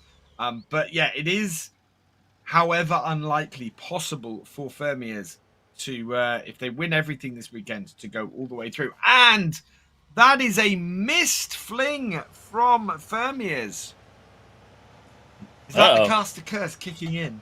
Oh, yeah. Maybe. Heiden's not And having a good time 139 with it. for my Insanity. Meanwhile, 139, a good first bail for my Insanity. And there you go. The first little bit of, good fortunes going their way for my Insanity, but a long way to go still in this round. An uncharacteristic, unforced error coming in there from Fermiers.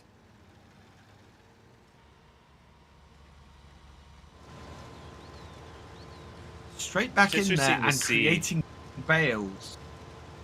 Exactly. It took the words out of my mouth. That's what I was going to say, too. We see sometimes teams not pressing bails after delivering the first one. And I feel like that can often be a mistake because then you're playing catch up the rest of the way. Right now, Fermiers are not pressing bales because they have to collect the grain straight away from their combines so that their harvesters can keep going.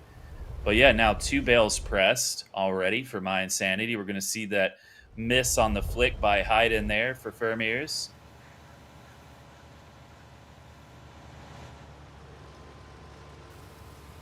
Haydn coming through, emptying those combines. But yeah, I think you're right. It's weird not to press at least a couple of bales before you go and unload the grain from the combines.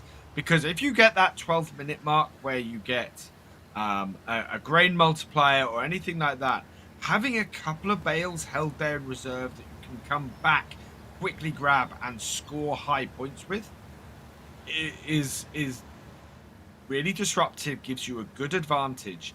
And you're not gonna have a lot of extra messing about to do at this point. Having said that, silo close has come up. It is an opportunity. Last time I said they wouldn't go for it. They're gonna. It's a chance for Fermiers to close the silo, get their multiplier up, and score points. But they don't have any bales there to do it with. So it's a difficult one. And once again, Fermiers have got a harvester streak. Well, there you have it. It Which looks is like all kinds of Trelleborg have beaten Bednar. JK's in the chat. And they've scored a minimum of 30 by beating Bednar and moving on from the look of it. So Trelleborg will be in first place no matter what happens the rest of this weekend. Fermiers Flamboyance will be second place now, no matter what happens. My Insanity, meanwhile, their third place could be in jeopardy, depending on what goes on. But actually, Bednar were the team behind them, and Trelleborg have knocked them off. So Bednar will not score any points. I'm not sure what's happening with Lindner at this point today. In fact, Lindner... Are they playing this? Are they in the second? Lindner are... Oh, they are. They are playing They're Team TBR. So... Okay. Yeah. So Lindner could potentially... Lindner can very easily go for. But Lindner would have to go pretty far into this weekend to be able to top my Insanity. So that third place is looking pretty good now for my Insanity, no matter what happens here. Yeah, they would have to. So Lindner would have to come through to the finals, and they would have to overall win. So they'd have to win this weekend's tournament, which again, it is possible, but highly unlikely. So yeah, we're very much looking now at it being Trelleborg, Fermiers, My Insanity. Lindner only needs to win today's play-in, and they will go up to 4th, ahead that's of huge for them. Bednar. Dierke Enfield, they need to beat Bill and Bull East. And in fact, if they beat Bill and Bull East, that puts Bednar down to 6th place overall, which is quite something, actually. And if Vultra go through, that it even more puts Bednar quite a way down.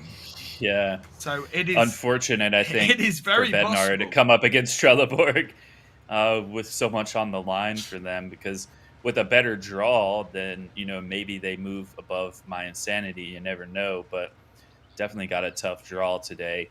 That's just kind of how these things play out sometimes. As we're now 40 seconds away from the 8th minute drops.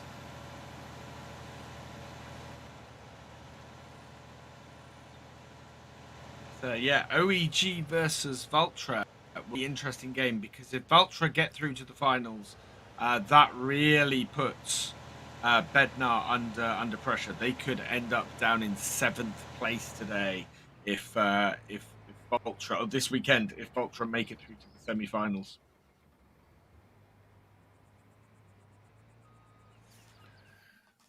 So if we see grain multiplier here, it could be pretty huge moment. Fermiers has 73,000 liters of grain at the moment. My Insanity only has 58,000. We don't get grain multiplier, but we do have bale multiplier out there. So My Insanity need to take advantage of this moment, because they have 7 extra bales right now over Fermiers. Granted, they are up against it when it comes to the grain, but they need to get this as high as they can and score as many points as they can for now, because eventually that multiplier is going to be against them and they're going to be struggling to keep up in the later part of the round. Yeah, absolutely. And look at that. Fermiers have got this new strategy of getting 3 combines up there. We haven't seen this from any other team so far. And coming up there, just producing nearly 70,000 liters of grain is just a massive, massive advantage any game they go into. And I think Fermiers teams actually will be watching. Sorry, Alex. Fermiers actually have a 1.6 to 1.5 bale multiplier advantage too, because the score was against them. So this is even worse news at the moment for My Insanity.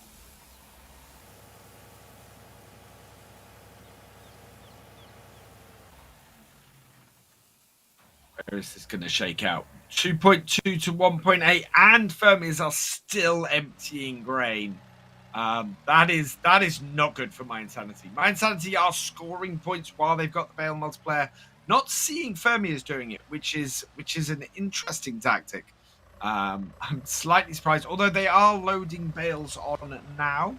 So hopefully that means that they are going to score points and match things up. But having said that, they have a 2.3 to 1.7 multiplier. Yeah. That a killer in so many games. Really Yeah, is. and they're gonna get several bales here scored with the multiplier advantage and the bale multiplier as well. So was that 37 points per bale? I think it said.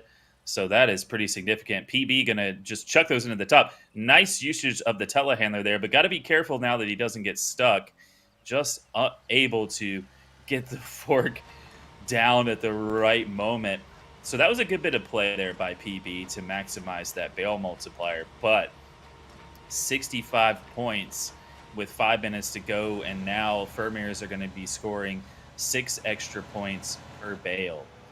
So My Insanity is going to have to just have a sheer higher amount of bales pressed. They need to be out pressing as many as possible and getting them in and delivered into the top as well.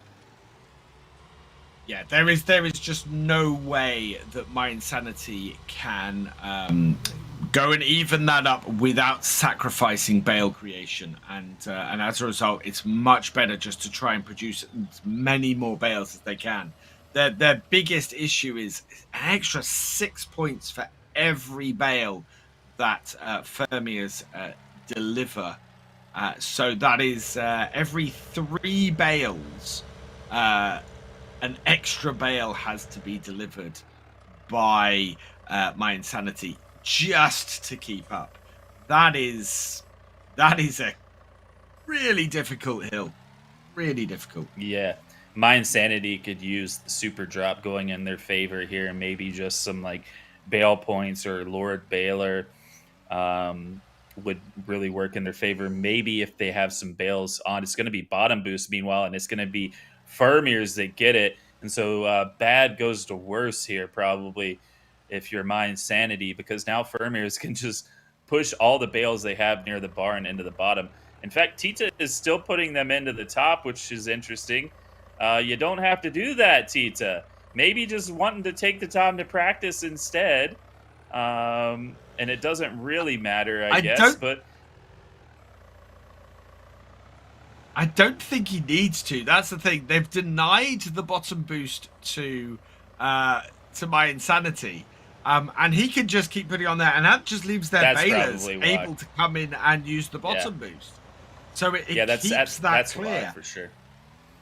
They're smarter than I am, right? I'm the caster sitting at home. And what happened was that was a good bit of communication there, where Loiku was like, "I'll come in and put the bin with the baler into the bottom," and meanwhile the caster, not knowing, how the strategy goes and hearing that, not being able to hear the team communications, I'm like, "What are you doing? Put them into the bottom!" But yeah, smart play by Fermiers. That's what's got them into second place and won them a tournament so far this season. It's a 4-point game at the minute, Alex. It is, and they are on equal bales. So if every bale gets delivered, then this game is going to they will take it. Yeah, Fermiers are looking good with 2 minutes 20 to go. However, you never know what can happen. Like, Tita could go across the safer route and end up in the water here if he's not careful. Playing it very smartly, though, is Tita.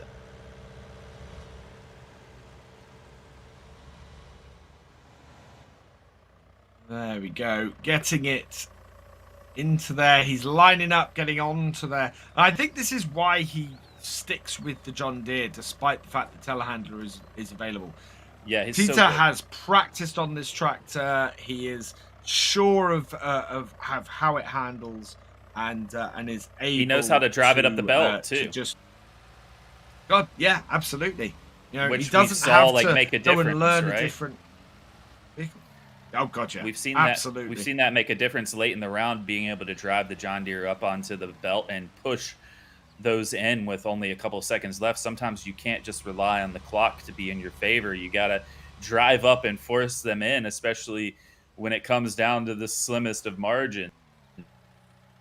And it looks like Fermiers is going to take this here in a clean sweep, no matter what happens this final minute, unless it's just a massive catastrophe, because Tita continues to score bales into the top of the barn. Loiku is bringing a few more in, and for Fermiers, they are just continuing their solid play here against my insanity.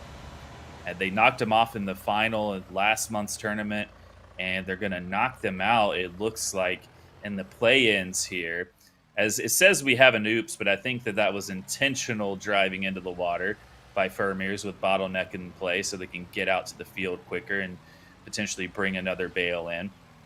841 to 774, and I expected this to be a whole lot closer fought, in my opinion, Alex. I don't know about you after last month's final, at least.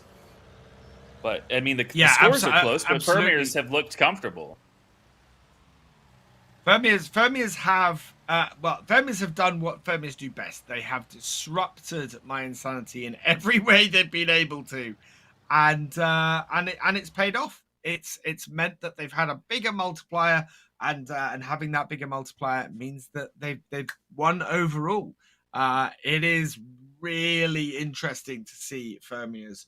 They are absolutely at the top of their game, and they are doing wonderfully when it comes to these matches.